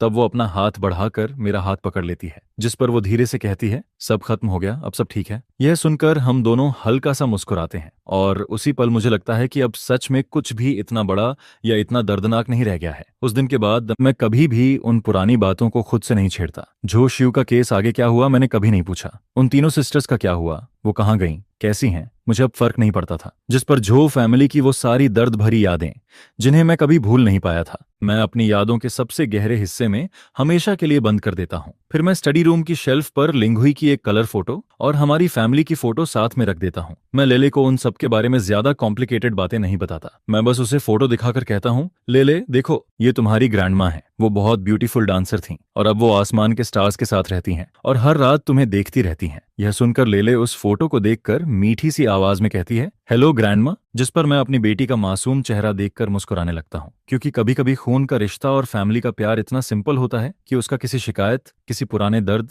या किसी पास्ट से कोई लेना देना नहीं होता। और फिर 1 साल बाद मेरा नया प्रोजेक्ट बहुत बड़ा सक्सेस बन जाता है, जिस पर कंपनी को बहुत बड़ा प्रॉफिट होता है और मैं कंपनी के सबसे यंग पार्टनर्स में से एक बन जाता हूँ, और सब कुछ धीरे धीरे पहले से बेहतर होता जाता है। फिर उसने फैमिली और सेल्फ हीलिंग के ऊपर एक बुक पब्लिश की, जिस पर वो बुक काफी अच्छी चली और उसने बहुत से ऐसे लोगों की मदद की जिनके एक्सपीरियंस मेरे जैसे थे। फिर हमने उस बुक की सेल से आए पैसों से एक छोटा फंड बनाया, जिसे खास तौर पर उन बच्चों की मदद के लिए बनाया गया जो फैमिली में बदलाव आने की वजह से अपनी पढ़ाई पूरी नहीं कर पाते, जिस पर हम यही उम्मीद करते हैं कि अपनी वेबो की पावर से इस दुनिया में मेरे जैसे बदकिस्मत बच्चों की संख्या थोड़ी कम कर सकें। फिर एक वीकेंड की दोपहर में जब धूप बिल्कुल सही थी और हवा भी बहुत अच्छी चल रही थी, तब मैं और फेंक गया। लेले को लेकर अपने नए घर के यार्ड में एक छोटा चेरी ब्लॉसम ट्री लगाने जाते हैं, जिस पर हम तीनों मिलकर एक गड्ढा खोदते हैं, फिर साथ में मिट्टी डालते हैं और साथ में उसे पानी देते हैं। लेले के पूरे चेहरे पर मिट्टी लगी होती है और वो एक छोटे फ्लावर कैट की तरह हंस रही होती है, जिस पर फेंक गया मुझे और लेले को देखती है और बहुत प्यार से मुस्कुराती है। फिर मैं लेले को अपने सिर के ऊपर उठा लेता हूँ और कहता हूँ, देखो, ये हमारे फैमिली का नया मेंबर है और अब ये आगे तुम्हारे साथ साथ बड़ा होगा। यह सुनकर लेले खुशी से चिल्लाने लगती है और धूप पेड़ के पत्तों के बीच से होकर हम पर पड़ती रहती है। सब कुछ बहुत गर्म, बहुत सुकून भरा और बहुत अच्छा लग रहा होता है, जिस पर मैं अपनी वाइफ के चेहरे की उस नरम मुस्कान को देखता हूँ, फिर अपनी बेटी की चमकती हुई स्माइल को देखता हूँ और फिर उस घर को देखता हूँ जिसे हमने अपने हाथों से बनाया है। एक ऐसा होम जो प्यार और उम्मीद से भरा हुआ है, जिस पर मेरे दिल में एक अजीब सी शांति उतरती जाती है। मेरी जिंदगी के पहले हिस्से का सारा तूफान, सारी उलझनें और सारी विशेष अब मुझे किसी दूर के ड्रीम की तरह लगती हैं, जैसे वो सब बहुत पहले हुआ था और अब मैं उस ड्रीम से जाग चुका हूँ। मैंने अपनी जड़ें ढूंढ ली हैं और अपने पास्ट को हमेशा के लिए दफना दिया है। मैंने आखिरकार अपनी जिंदगी पाली है। अब मैं वो बेचारा एटीएम नहीं हूँ जो अपनी पुरानी फैमिली से बंधा हुआ था, और ना ही वो अकेला बच्चा जो झूठ और गिल्ट के बीच जी रहा था। मैं झो रान हूँ, फेंगिया का हस्बैंड, लेले का फादर और एक नया, पूरा और आजाद इंसान, जिस पर धूप बिल्कुल सही होती है। और आखिरकार मैं अपने घर वापस आ जाता हूँ।